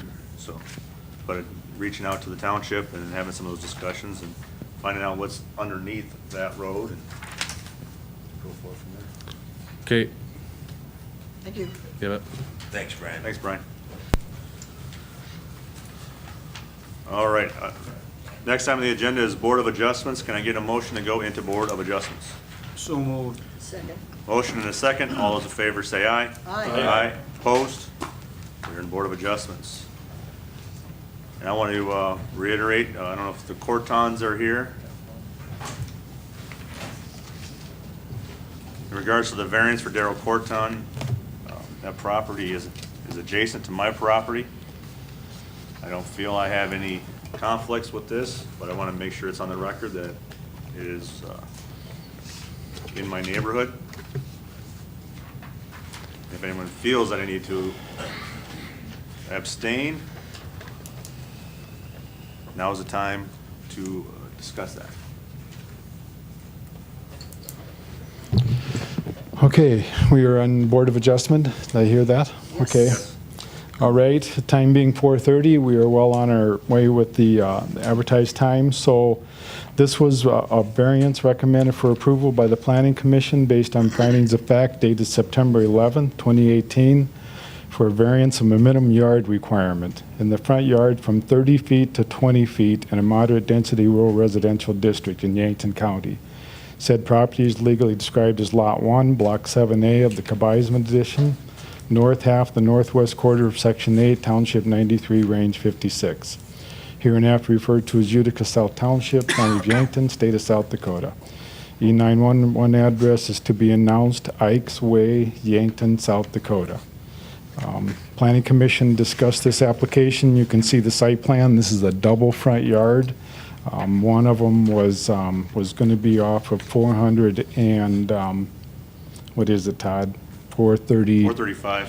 435 Or would actually, be it's one the state front highway yard. right there, one. And that would have been a 53. 50-foot setback, which is the wet lot line, and then the one that we're asking the variance on is a north lot line. There was topography, there definitely is topography on the lot, and a drainage area which did limit to an extent the building property. The principal structure will fit into the yard setbacks, which would be the house, but the accessory structure, which will be the regulation size, 30 by 40 with 10-foot sidewalls, would be put inside this yard setback or this request. There were no proponents and there were no opponents. Planning Commission discussed the application and confirmed there was sufficient hardship present to award the variance. Any questions for me? So this is just a variance on the accessory structure, correct? It's on the accessory structure only. And that's because it was up against the backside. So, Mr. Garrity, this is a request for a setback variance adjustment, correct, in an R2? Yep. And by reading the facts and findings here, it's not uncommon for variances to be allotted for setbacks. With these hardships, which the hardship is the topography, which is a major factor that they are not in control of, and then he also has the drainage that you can see on the site plan, and he laid out quite well. There is a drainage system going through the lower end of that yard. So with those two combined together, that gave the hardship requirement. So this variance is only for the north boundary, correct? Correct. And the east boundary is fine? Correct. And the south and the west, of course. Any questions for Pat in regards to this variance?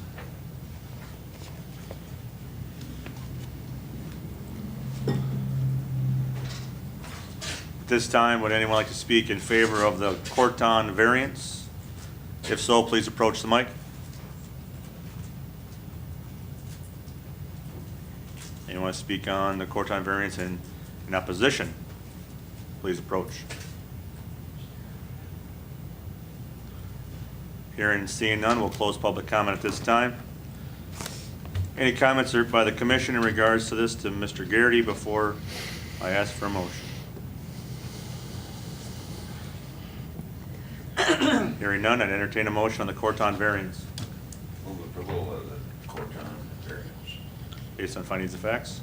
based on findings of fact. We have a motion. Is there a second? Second. Motion is second. Any discussion? Hearing none. All those in favor say aye. Aye. Aye. Opposed? Motion carries. Next item on the agenda is a conditional use permit for Chalkstone Bluffs vacation property. Pat? Okay. This is recommended for approval by the Planning Commission based on findings of fact of September 11, 2018, to operate an Airbnb in a moderate-density rural residential district. Said property is legally described as Lot 5, Law Overlook subdivision of the northeast quarter of Section 18, Township 93, Range 56. Hereinafter referred to as Utica South Township, County Yankton, State of South Dakota. E911 address is to be announced Okie Dokie Lane, Yankton, South Dakota. So this is an operation. The house is being completed as we speak, or is in the process of being completed. Some of the conditions that we were looking for is that we would like to see a business plan that laid out how the house would be rented, which it will be a whole house unit. There will be some guidelines in terms of the parking, in terms of noise, and in terms of buffering plans, which were outlined in the findings.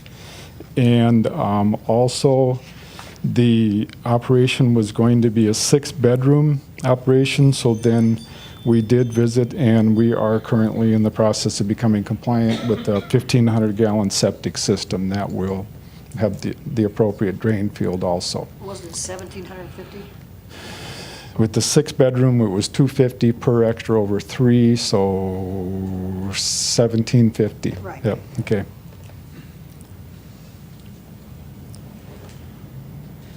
I can make that correction. And that's what we were doing. The extra 3 times 250, so we were doing 5. So it'd be 550 extra gallons on there. Yep. So then that is being completed, and then the screening was for refuse, and they also have parking area and sufficient parking for how big how big of the facility, and so the Planning Commission recommended approval. And they said that they were going to be rented as a total unit. Correct. That they weren't going to have multiple parties there. Correct. So one, This will be a whole house plan. yes. So all 6 bedrooms at once. It's under the Airbnb system. There are other ones out there that are doing this. Eventually, the ordinance says that this needs to have a conditional use, and it's basically to understand septic systems, parking, that type of thing. Eventually, those entities will be brought in too, but this is one of the first ones we've done for Airbnb. Well, it is the first one we've done for this, but this is also a relatively new industry. So this applicant's an LLC? Yes, Do we know who the LLC owner is? yes. Any other questions for Pat?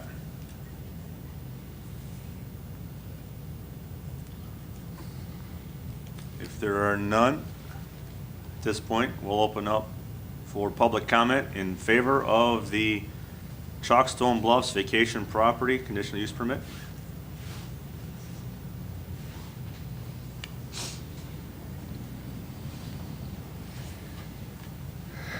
Good afternoon, Commissioners. Nick Mosier. I represent Chalkstone Bluffs LLC. I guess just one thing that I wanted to clarify, the septic is actually in, so I know Pat said that it's in the process, but it's actually been completed.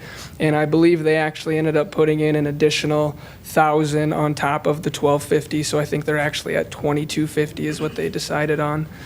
So I just wanted to make that clarification and ask for your favorable vote. Thank you. Any other public comment in favor of the Chalkstone Bluffs Vacation Property?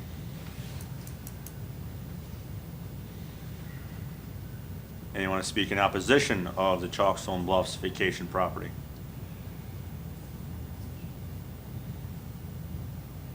Seeing and hearing none, we'll close public comment. Any other questions from the commission of Pat?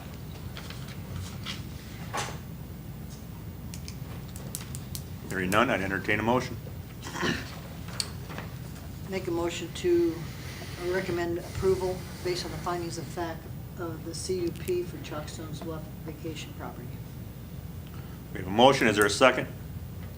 Second. Is there any discussion? Hearing none, all those in favor say aye. Aye. Opposed? Motion carries. Next item on the agenda is conditional use permit for Chip Horton. And this is recommended for approval based on findings of fact by the Planning Commission on September 11th to approve a conditional use permit for a swimming pool in an agriculture district. The property is legally described as the west 825 feet of the southwest quarter of the northwest quarter, excluding lot R64 of the southwest quarter of the northwest quarter of Section 7, Township 94, Range 54. Hereinafter referred to as Vollen Township, County of Yankton, State of South Dakota. E911 address is 30440 446th Avenue, Vollen, South Dakota. Planning Commission basically recommended approval. There was, everything was fine. The pool popped up during the change finder transition between 13 and 17. And basically, Chip Horton stated the pool is a bladder type with a deck for access. The deck has a gate on it, which he says helps out with unauthorized entry. It's also 270 feet from the public road, which is 446th Avenue. So it certainly has the safety factors. The only one, there was one proponent for the request, and there were no opponents, nor have I received any in the office. He met all the requirements that we look at for a rural type of pool setup like that. So recommended for approval by the Planning Commission. Any questions for Pat? Go ahead, Ray. So this, was, any idea when this was installed? There was a change between Chip's had pools out there for a number of years. This one, I have a change between 2013 and 2017 in terms of a deck and a larger, and a change in the pool footprint. And that's what popped up. That's what made me have to get the conditional use for it. So the previous, this is a different pool from what I had in 2013. And so that's why it pops up. And because of the size of this one, he needs a CUP, whereas the old one, he did not? Perhaps, or perhaps, We don't know. I'm not sure. I'm not sure. I just didn't have it pop up. It didn't change. If there could be pools out there that that have been put in before we started Change Finder that I don't see the change on or see them change in the system, because that makes the change. I don't necessarily, that's not a one you can find otherwise. It shows up in Change Finder. When I contacted Mr. Horton, the pool has to be greater than 30 inches in depth. And it was 4 feet. And this was greater than 30 inches in depth. So then Chip said, fine, we'll get a permit for it, or get a conditional use permit. And that's what we've done. Any other questions from the commission for Pat?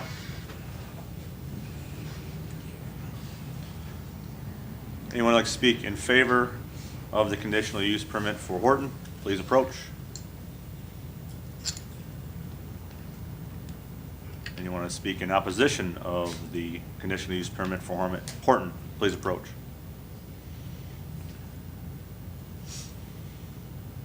Close public comment at this time. Any questions from the commission? Yeah. Okay. Is there a fine to be administrated in a circumstance like this? Because when you found a house that appeared on the prairie, we had discussion about a fine in that regard. Is there a fine in regards to this? It will be the same one. When I'm allowed to give them the building permit for the pool, then we have to do the same fine that we do for all of the late fine, which is $100. This is the late fee plus the permit for the pool itself. So we have a $100 late fee that we apply at the time that I issue the building permit, which is what we're allowed in the ordinance, which is what's been applied to all the violators in this round of Change Finder.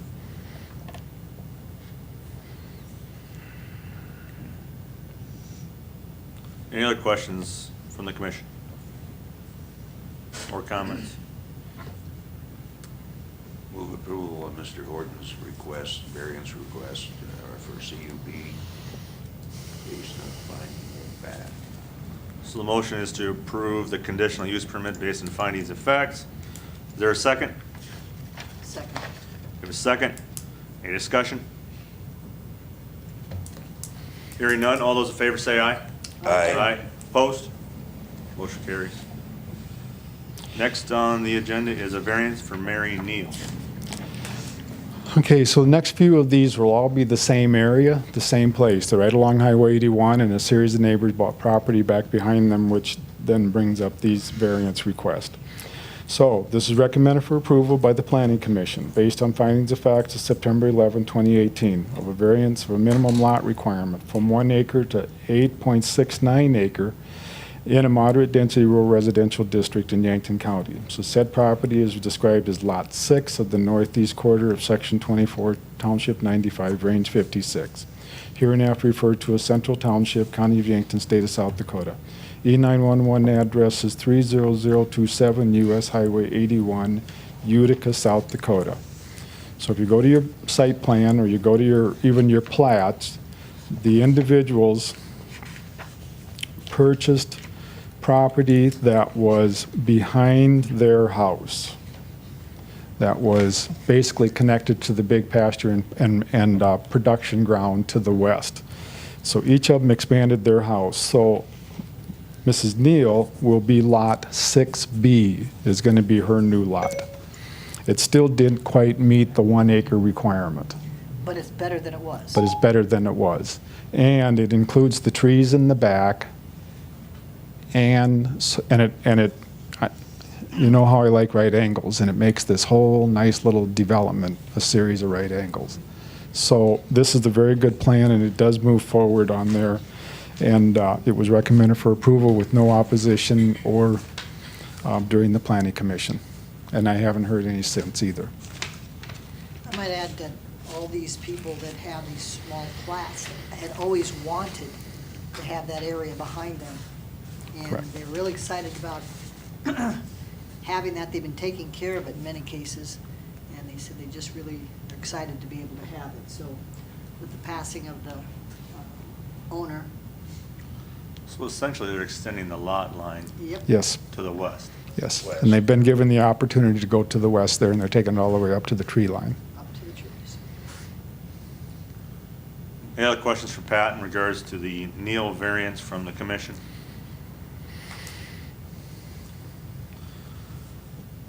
Any public comment want to speak in favor of the Neal variance, please approach the podium.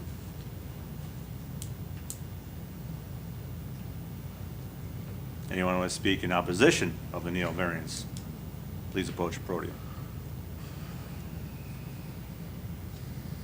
Seeing and hearing none, we'll close public comment. Any questions from the commission? If there are none, I'd entertain a motion on the Neal variance. Make a motion that we approve the Mary Neal variance based on the findings of fact. We have a motion, is there a second? Second. Motion is second, any discussion? Hearing none, all those in favor say aye. Aye. Aye. Opposed? Motion carries. Very Next good. item is a variance for Richard Bentley. Same place. Mr. Bentley's is just going to be the one further south, but this one is moved by, or this was recommended for approval by the Planning Commission based on findings of fact of September 11th, 2018, of a minimum lot requirement variance from 1 acre to .865 acre in a moderate density rural residential district in Yankton County. Said property is legally described as Lot 7 of the northeast quarter of Section 24, Township 95, Range 56. Hereinafter referred to as Central Township, County of Yankton, State of South Dakota. E911 address is 30029 US Highway 81, Utica, South Dakota. So this lot will now be what on your plat map, 7B? And so they bought the western part of that again. And so, and then it evens that out. They have the trees in there, and it's an appropriate move. It's an increase in the acreage, but we didn't quite meet the 1 acre. Any questions for Pat from the commission? Is there any public comment for or against the Bentley variance?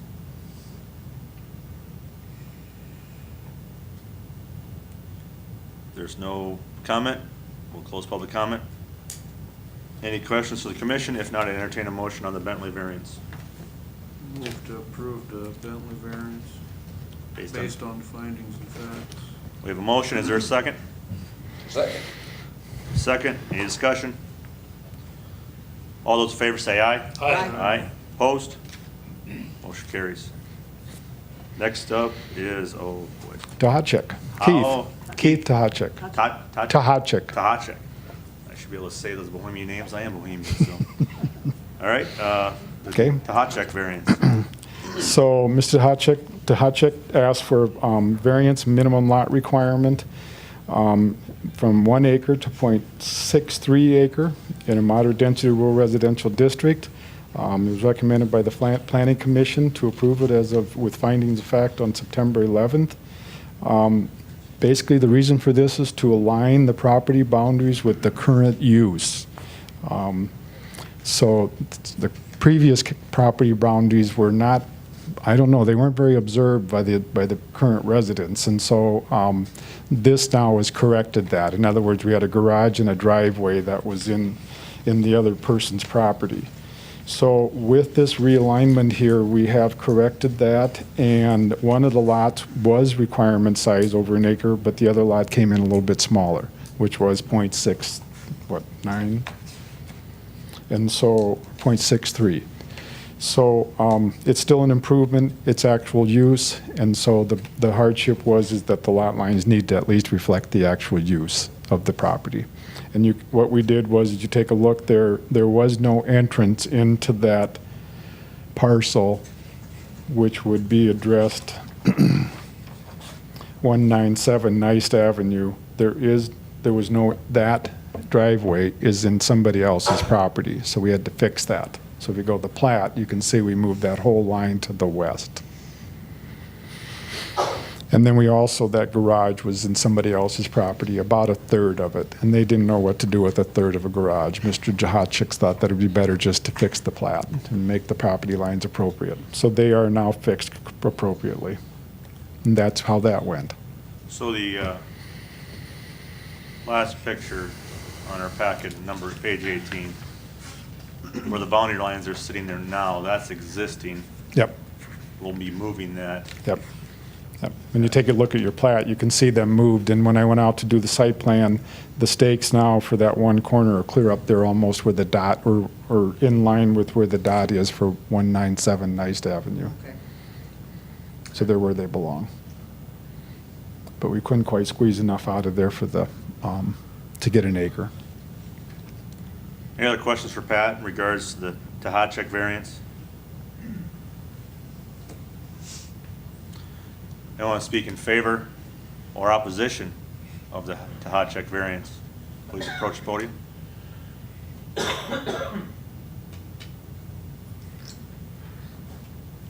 Seeing and hearing none, I close the public comment portion. If there's no questions from the commission, I'd entertain a motion on the variance. I make a motion that we approve the variance on Keith Tahachik, based on the findings of fact. Second. Any discussion? Hearing none, all those in favor say aye. Aye. Aye. Opposed? Motion carries. Last item in Board of Adjustments, a variance for Paul Hana. Okay, Mr. Haney requested a variance of minimum lot requirement from 5 acres to 1 acre, which would be 1.27 on this one, and from 5 acres to 3, which would be 3.59 acres in a low-density rural residential district. Planning Commission recommended approval based on findings of fact to September 11th for property legally described as lots 1 through 8, Block 1, Sherwood Acres, Section 14, Township 93, Range 57, hereinafter referred to as Ziskoff South Township, County of Yankton, State of South Dakota. E911 address is 146 Nottingham Lane, Yankton, South Dakota. Okay, so let me get you up to speed on this thing. This lot is currently legally described as lots 1 through 8. So Mr. Hana has the ability to build on each and every one of those lots. and several of them were even less than a half acre. These lots were formed in the 60s, the late 60s. So when Mr. Hana went in there and built his first home, we built it within that whole section there, in which all of those lots are under one parcel number.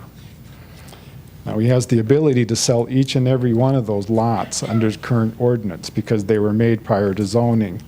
Mr. Hana would like to just combine them and make 2 lots. And so he's going to combine lots. He's going to combine 3 of the northern lots into 1, and then 5 of the southern lots into 1. And that's where you will end up with your 2 lots that you have those acreages on. Neither one of them met the 5 acres, but they are an improvement of what exists today because he's able to do that. Then we both felt that that was a better compromise on both ends, and then we have those lots now all under. They will now be called lots. What are they going to be called, guys? So the new lots are going to be called Tract A and Tract B. So we will combine all those extra lots. That's why that's happening. Okay, so he isn't out there carving out new lots. They already exist. He's actually combining lots. So that's where the agreement was. No comments at the meeting. I do have one person who does get notification, and it is the Hussmans, and they do not approve of the variance. They don't have a reason, they just don't approve of the variance. But when we come to looking at the circumstances, I believe this is a good compromise for Mr. Hana. That's where I stand with this, and the Planning Commission looked at it too. So, any questions? What is the total acreage of that, the 2 areas together?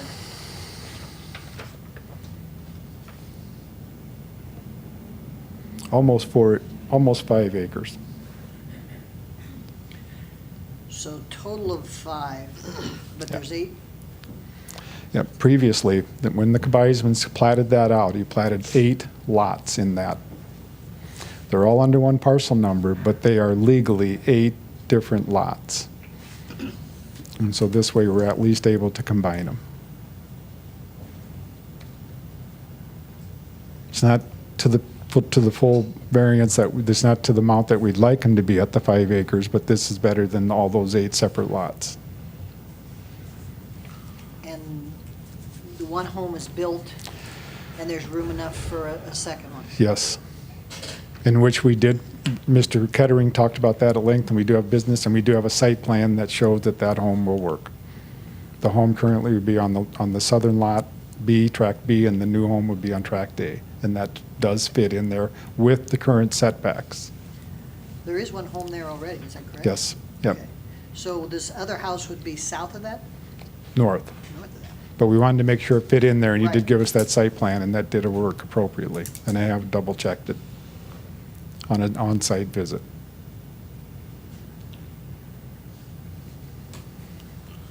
Any other questions for Pat? Pat, the only correspondence you got from the Hussmans was this Greg and Connie Hussman that said vote no? Yes.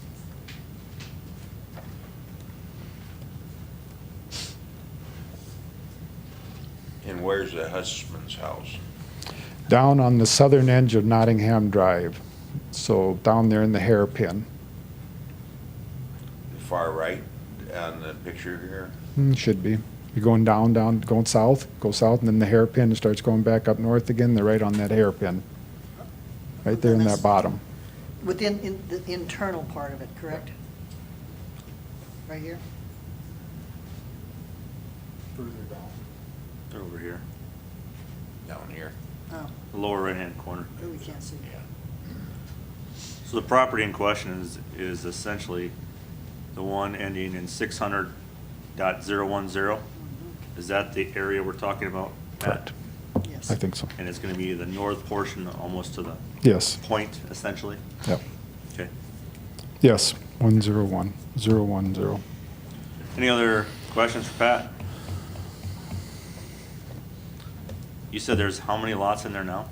8. In this piece we're talking about? Yeah. See, and then they're put under one parcel number.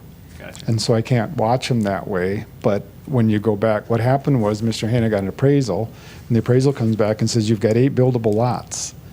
Well, not really. Yes, you do. They're already done. So he showed them to me, and there they sit. And he could, as long as he'd hit setbacks, he could build on all 8 of them. But that isn't the intention of the district, nor is that the best way that he thinks even for that development. So he said, can I make 2 lots?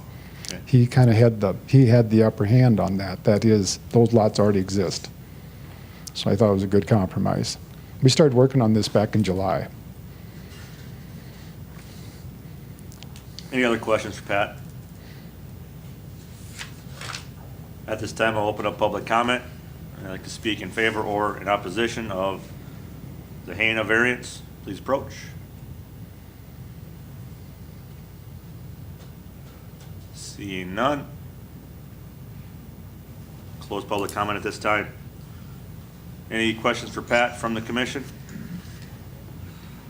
Not, I entertain a motion on the Hanna variance. Move to approve the Paul Hanna variance based on findings and facts. We have a motion. Is there a second? Second. Any discussion? Hearing none, all those in favor say aye. Aye. Opposed? Motion carries. Can I get a motion and go back in a regular session? So moved. Second. The motion is second. All those in favor say aye. Aye. Opposed? We're in regular session. Pat, before you start, do you remind if anyone wants to speak in the public comment portion is signed in the back. I also want to remind everyone to silent their cell phone. Thank you. Pat, plat for Turner, Schramm, Neal, Bentley, Central Township, US 81. Okay, so this is for the approval of the plat, which would be lots 1B, 4B, 6B, 7B of the northeast quarter of Section 24, Township 95, Range 56. And that's all on one plat. Now we've approved the variances for the lower numbers, so we can approve all of those plats now, or all of those. Is there any questions in regards to the plats along Highway 81? Hearing none, entertain a motion. Move approval of the plats. A motion, is there a second? Second. Any discussion? All those in favor say aye. Aye. Aye. Opposed?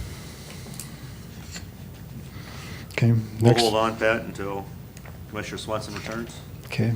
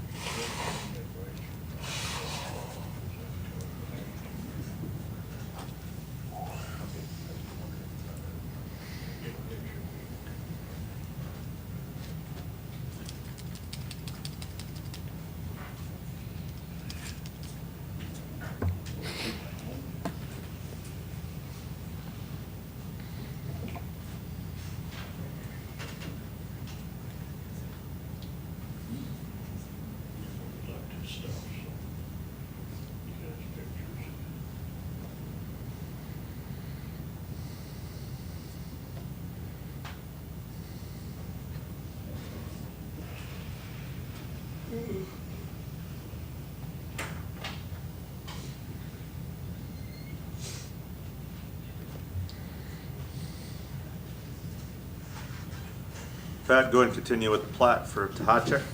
Okay, this is recommended for approval by the Planning Commission, and property legally described as parcels 1A, parcel 2A, tract A, of the south half of the southeast quarter of the northeast west quarter of Section 13, Township 93, Range 57.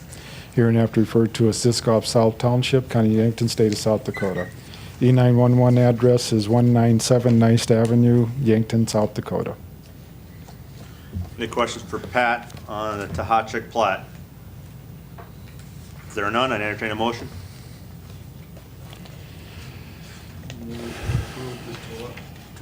That plat. Tahachik. Tahachik plat. Yeah. We have a motion, is there a second? Second. Any discussion? Hearing none, all those in favor say aye. Aye. Aye. Opposed? Motion carries. Next up is the plat for Hena. So the Hana plat, said property is legally described as Tract A and Tract B of Block 1 of Sherwood Acres, the south half of the southwest quarter of Section 11, Township 93, Range 57. And just a minute here, it's on a section line, so then I've got the north half of the northwest quarter of Section 14, Township 93, Range 57. Hereinafter referred to as Ziskoff South Township, County of Yankton, State of South Dakota. E911 address is 146 Nottingham Lane, Yankton, South Dakota. There. Thank you, Pat. Any questions for Pat? Hearing none, I'd entertain a motion on the Hena plat. Make a motion that we approve the Hena plat. I'm still finding that. There's a motion, is there a second? Second. Any discussion? Hearing none, all those in favor say aye. Aye. Aye. Opposed? Motion carries. And now the Christensen Crestview Homes plat. Okay, now, this is one that comes straight to the county commission because the planning commission's already looked at the master plan, and you've looked at that plat, and you can see where you have lots and lots of lots that are coming. They continue to stick with the master plan, so this just can come straight as a minor. So this is for approval of Lot 69 of Crestview Home subdivision. And it's in the northeast corner of Section 21, Township 93, Range 56. Utica South Township, Yankton, South Dakota. Any questions for Pat on the Christensen Crestview Homes plat?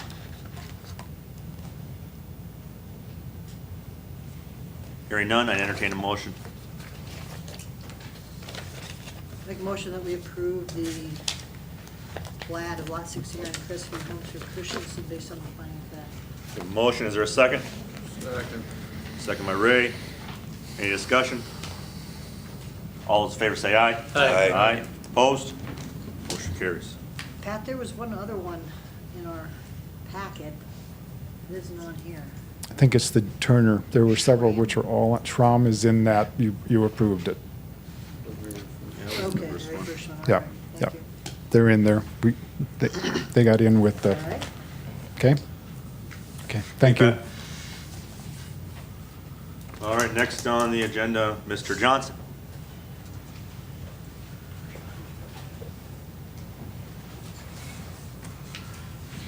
Now, Mr. Johnson, I know there was a request for 45 minutes, and to do with the business portion of the meeting, 45 minutes is unavailable in that regards. So what we're going to allow is a 5-minute presentation to speak to the commission. The commission will then have 5 minutes to ask you some questions. Okay. If there, we want to have the full presentation, what we'll do is have it at a standalone meeting, at a separate point in time. That way we can have public comment. You can have your full presentation at that point in time. And then one other thing, if that meeting would happen, we'd also have both sides of the issue at the meeting. All right, okay, So, that'd be fine, but I just want to set up a picture. go ahead. Can I do that Yep. real quick? I won't start your clock yet. Okay, no, please.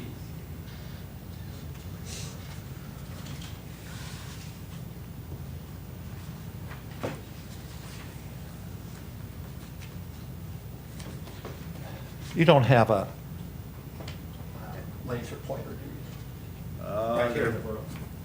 Don't There go was out yet. one up there. Is there a laser pointer? Pat's still here. No, he just walked out. Okay. Now, let's just put this one Can you have, maybe put them over there, that way we, right over there in that corner maybe by that table? It's a presentation. That way, is that so we I can, just was wondering if they could see it too out here. well, I would say if you put it in that corner of the table and kind of face it this way, that way we all can see it as best we can. All right. Mr. Chairman, is this public comment part of the meeting, or is this part of this? No, it It's is on not. the agenda. It's an agenda item. Maybe like here. That'd be fine.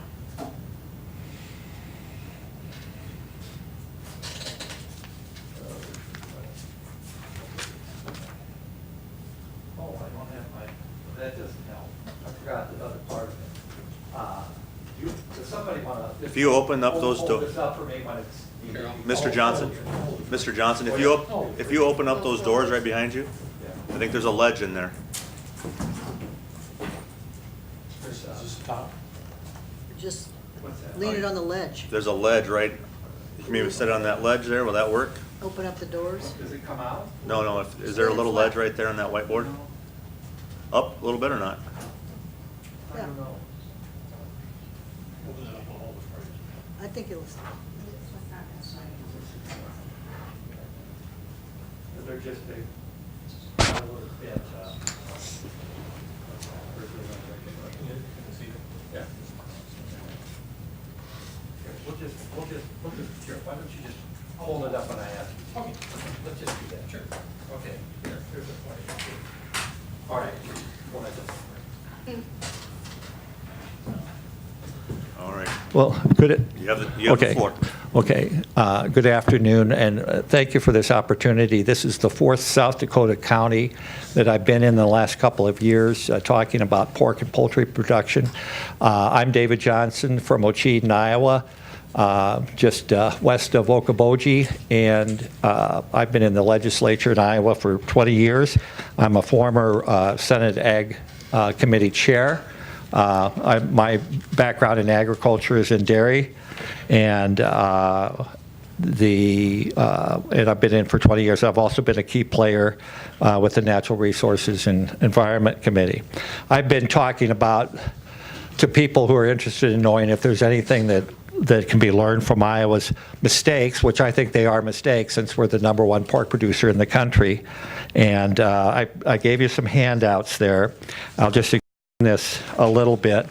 The first page talks about the flooding that's going on in northwest Iowa, the pits underneath the hog confinement buildings overflowing, and there's quite a bit of problem there. Over a 4-day span, there's some Iowa DNR news clips. We've had 3 manure spills in 4 days, and Duke University just recently released a study of the health risks that coincide with being located near large animal feeding operations. The headline on this is North Carolina residents living near large hog farms have elevated disease and death risks. So we're going to get to all this. Here's what I say about what I know a little bit about agriculture here in this part of South Dakota and what we've done. In Iowa, I would encourage you to retain or expand as much as you possibly can local control. In Iowa, we have central control that comes out of the state capitol. That's not a good way to do things. You people who are elected here know your county the best. It's a constitutional principle that people have the right to the free enjoyment of their property. So that means that for the hog producer is raising hogs, but also for nearby residents the freedom to enjoy their property if it's out in the country and near CAFOs. And another word of encouragement would be the working with producers in locating those CAFOs and those animal feeding operations. So from Iowa, there's just a little bit more specifics with this. I'll tell you, CAFOs will not generate enough taxes to take care of your roads and bridges. They will not. And just wait for that manure spreader with 5,000 to 10,000 gallons of manure to be spread, getting on the roads and crossing the bridges. Been here ever since the meeting began. Heard you talk about the bridge issues. Be wary of producers skirting the law. Now, I know the same thing's happening here. It's become an industry model nationwide, and that's to come in with an application for a confined animal feeding operation that is just one pig space underneath the next level of regulations. They're cheating. They are cheating, in my opinion. So be wary of that, of skirting the law. Separation distances, you get underneath. In Iowa, if you're under 500 animal units, I believe it's about double that here in South Dakota. Mr. Chairman, No. point of order. No. Okay, let me just go on here. That those separation distances then are not used. Here's an example of it right there. That hog confinement is purportedly holding 1,200 hogs, which is 50 under the limit of having a separation distance. But because it's under, it's located right next to another farmer's house. Another farm couple's house, the bedroom window is 174 feet away from that confinement. Be careful, because this will happen here. It'll be right across the road from somebody because you don't have any separation distances. But you could make a difference there with the county. The county conditions, you can put conditions, maybe they're talking in Sioux County already, Sioux County, Iowa, about banning curtain barns. That there's, do you have any rider that you put on any applications for building permits that in the event that this building is no longer used for hog production? Who cleans that site up eventually, or if they're abandoned? A responsibility for accidents, because you can have the land owned by someone, the building owned by someone, and the hogs owned by someone. Those are all ways to get out of there. And then the health and safety issue is the emerging issue, and I gave you that Duke study. How am I doing? Your 5 minutes are now up. Okay, all right, I was going to talk a little bit about water, but that's fine. Now there's no public comment. There's no public comment. The commissioners will have an opportunity to ask Mr. Johnson a few questions. Okay, thanks. If it warrants, we will have a separate meeting where there'll be public comment. There'll also be representation from both sides of the issue. We're not going to take any public comment tonight. So. Mr. Chairman? No. One sentence. No. No, John. There's no public comment. Ex-party communication. John, there is no public comment at this point in time. I'm done. So, any questions for Mr. Johnson from the commission? Are you at all familiar with our ordinance or with the laws in South Dakota? Because we do have local control. Well, what I'm saying, Madam Commissioner, is that you keep local control as much as you possibly can, because you have that. I know you have more of it than we have in Iowa. And that standoff that you showed in that picture, are you familiar with ours? I mean, we wouldn't have a home that close to a hog unit, unless it was the personal property of the If it's for fewer than, I think is it 990 animal units? Is that where you're? Setbacks from a residence is 1,320 feet, quarter mile. Okay, but what if it's underneath that? That's what they're doing in Iowa, is they're building these underneath the first tier separation distance regulations. It's a quarter mile. Ours is a quarter mile. Okay, but if they're, for how many animal units? Up to 2,400. But if it's under that, what I'm saying, if it's under it, they can build it anywhere. No. Okay, I'm just saying this is what's happened in Iowa. Be careful about it. Well, our rules, Yeah. now our planning and zoning administrator can answer that question, and I will allow him to speak Okay. on that part of the law, our laws. Our regulations kick in at Class E, 300 Pat, I can't hear you. Our regulations kick in at Class. Okay, thanks, Pat. Yankton County's regulations begin at Class E when we start doing public hearings at Class E 300 animal units. At 300 animal units or greater, the lowest setback can be 1,320 feet. Class E and Class D are both at 1,320 feet from a residence.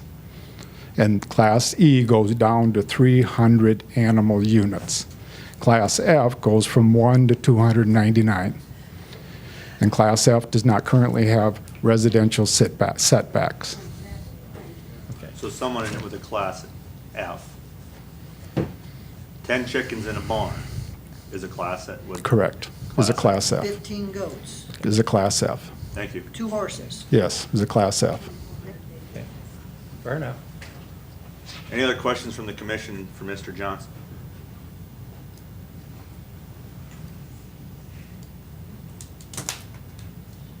So the commission will take under advisement to find a time if we're going to have an educational session.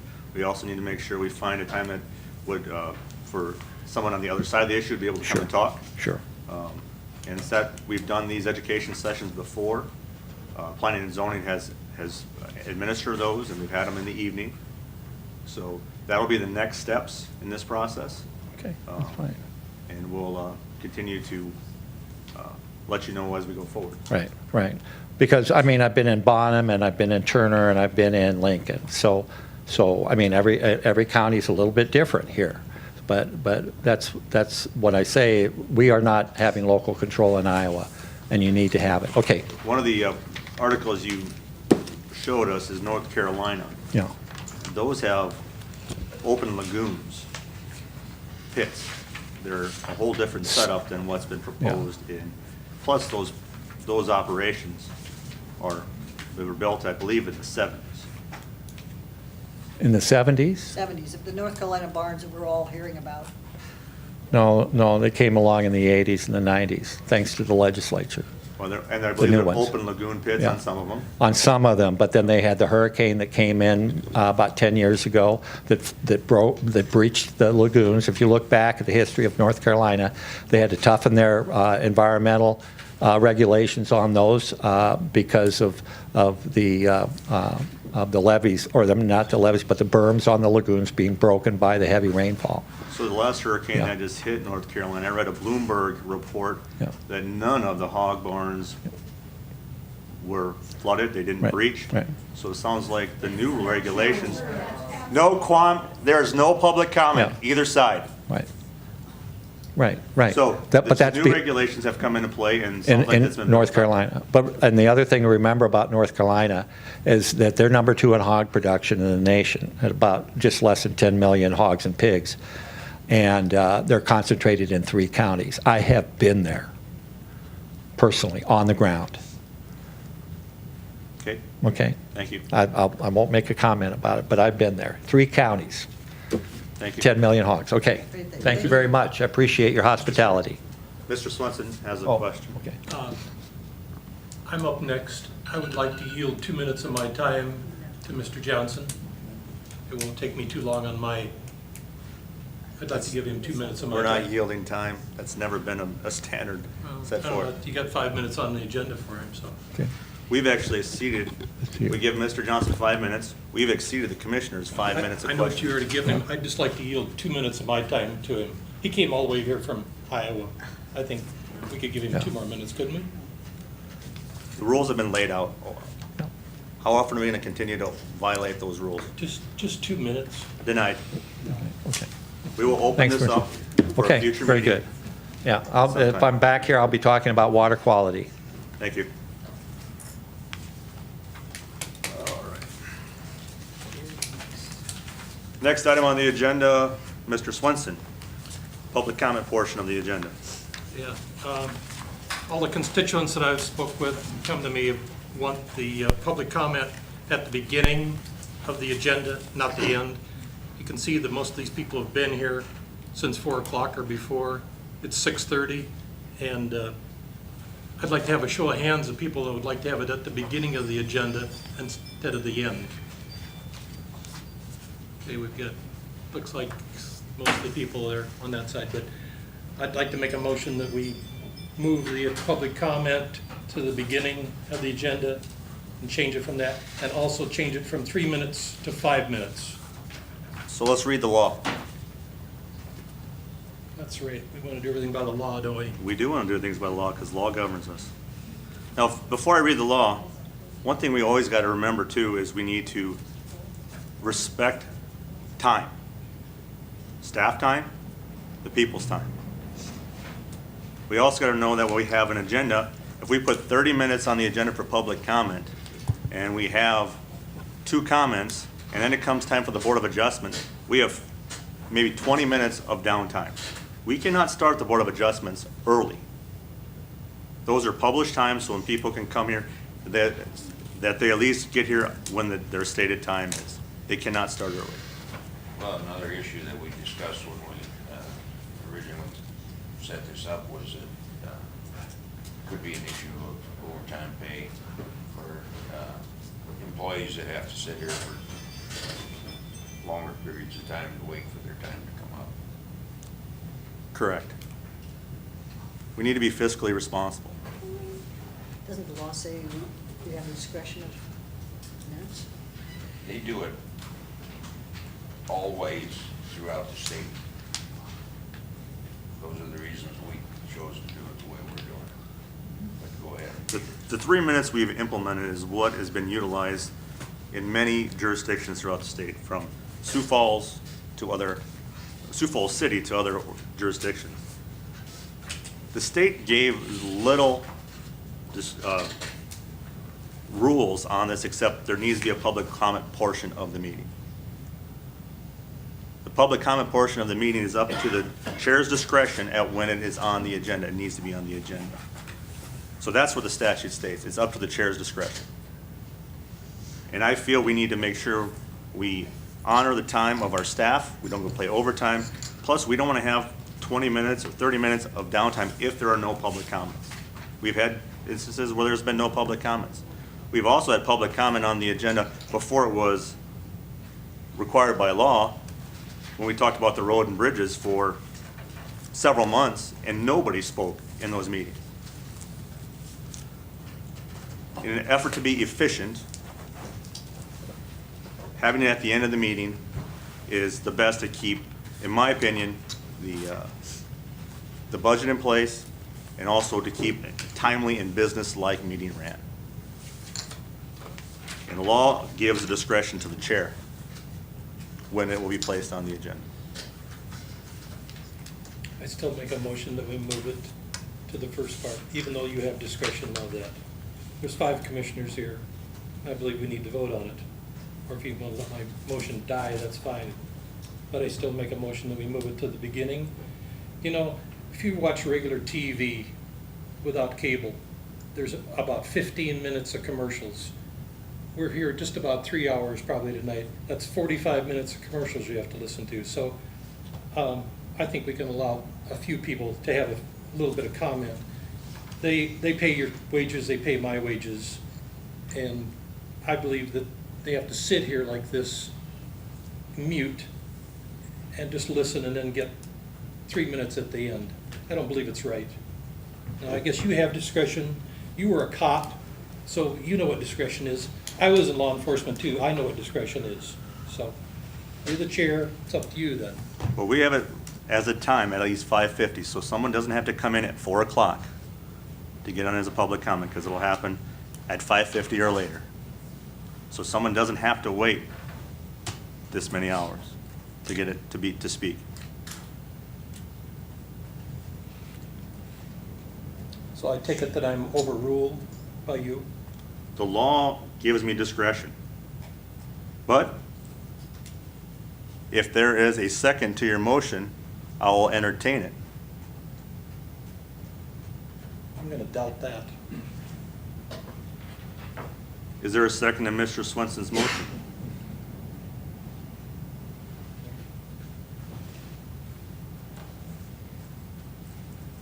Is there a second to Mr. Swenson's motion?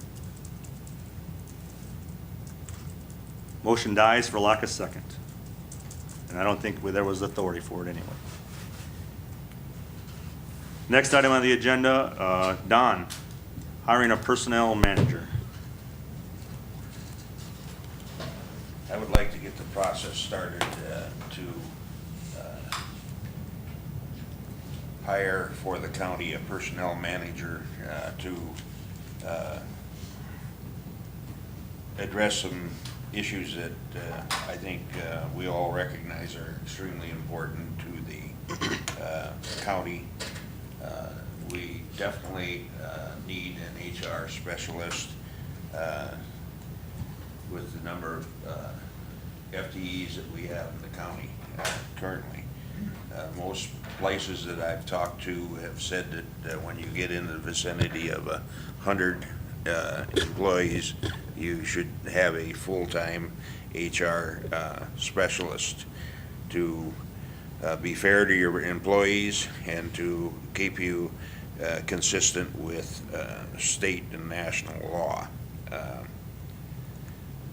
Things that they would do that we are not doing as good a job as should be done, in my opinion, is a salary administration program that's uniform and consistent throughout the entire county employee structure. We have a number of inconsistencies in the current program that just need to be addressed. Develop job descriptions. We have job descriptions, but they're some could be improved. We need to improve our hiring process. There's just a number of things in the HR realm that need attention. And my recommendation would be that there are sources where we could go and get assistance on developing a plan to hire a specialist and implement a specialist, and that's the route I would suggest we go. I think that we need to implement it as soon as we can, and hopefully in the next 6 months or so get a specialist hired. Now, how do you pay for it? My recommendation is that we get our department heads together and we figure it out, and we don't increase FTEs in the county, but we utilize current FTE numbers and the rotation of people as they retire, quit, leave, whatever. So that's my opinion. Right now, our auditor does a considerable, almost all, I guess, of the HR duties that get done, and she's got lots of work to do. But that's my proposal. Is this something you'd want to chair and lead with? Sure.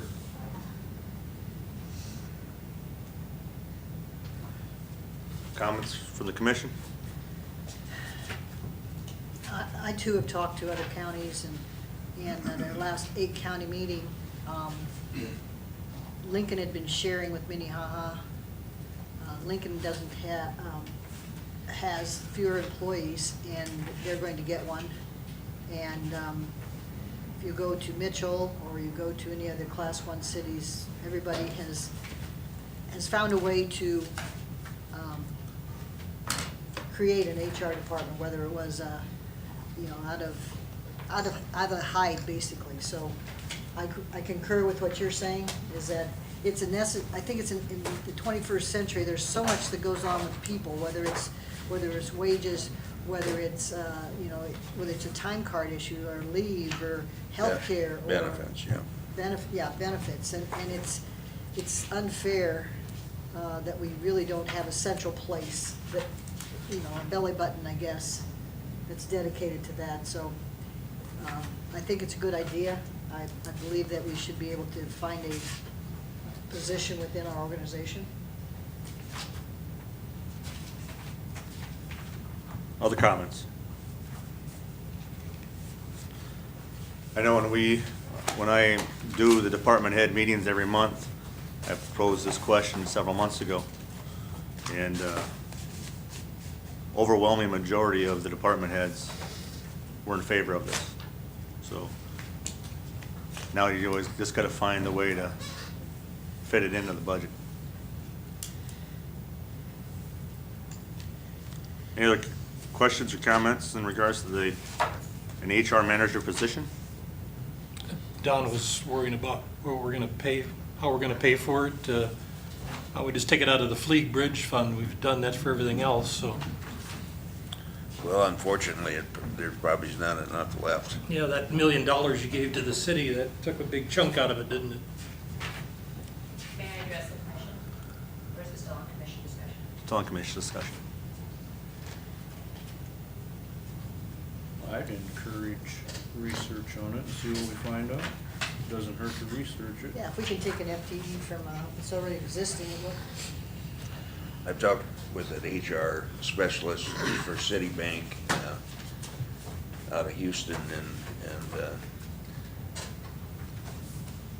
course, they're always going to promote their own field for opportunities, I guess, but any simple little lawsuit could easily cost us several years of salary. And I might add, this week when we had the hiring, you know, at the old Slumberland, when they had all the companies in their job fair, I went around and talked to nearly every table there, and nearly every person there was their HR director, because that's who does the hiring. And so when I was starting to talk to them about, you know, the county doesn't have an HR director, and they all were just shocked. I mean, every one of our big manufacturing companies in this town, you know, who have as many employees as we do, or fewer, has an HR director. Some of them have two. It's just one of these things that, you know, a modern operation or organization needs to have. And, you know, years gone by, there wasn't one such a thing. At our county meeting in Pierre 3 weeks ago, the insurance company that insures counties for liability, it was very, very promotive of having an HR person and stay consistent with the law. So, yeah, I'd do some exploring and start bringing it back to the county on a monthly basis. I think it's a good idea. Any other comments? Nancy, did you want to make a comment at this time?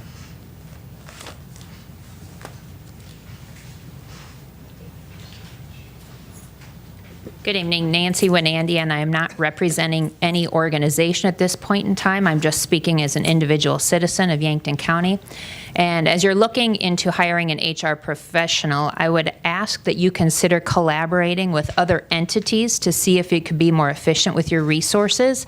I have not spoken with the city of Yankton to see if that's an option, to maybe do some collaboration there, or other surrounding counties that might also be in the same situation, because if you're going to utilize some software for time tracking or other mechanisms to help manage the employees better, you might be able to find some efficiencies. I have talked to our neighboring counties when we've gotten together. We've talked to Hutchinson, Clay, Union, Bonham. Nobody has one of the smaller counties, and they'd all be interested in sharing. It's just a matter of, do we have enough? And that's part of what we need to determine. But that's a good idea. Well, great. I'm glad to hear that there's some collaboration conversations happening. We have not talked to the city. Well, I would encourage you to do that to see if that's an option. I'm not sure if it would be or not, but that'd be I one. think you have an excellent idea. You know, that's what happened with Avera. I know some of the nuns for years, and they said that by putting all the hospitals together, they eliminated a bunch of lawyers and a bunch of accountants.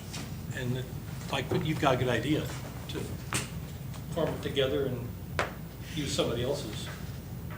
So, thank you. I guess I'm not referring to using somebody else's. I'm saying to collaborate resources to find efficiencies. Yeah, you've got a great idea there. Thank you. Thank you. Thank you. So Donna, we'll let you chair that, and look forward to hearing more. Next item on the agenda is the public comment portion. We have 2 individuals that have signed up. Dale Node, you're the first. You're good. Okay.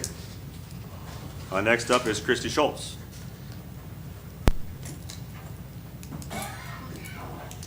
And just to remind everyone, the commissioners are not able to debate or comment. That we'll listen to the public at this point in time, and if it needs to be on an upcoming agenda, we will discuss that and see if action warrants.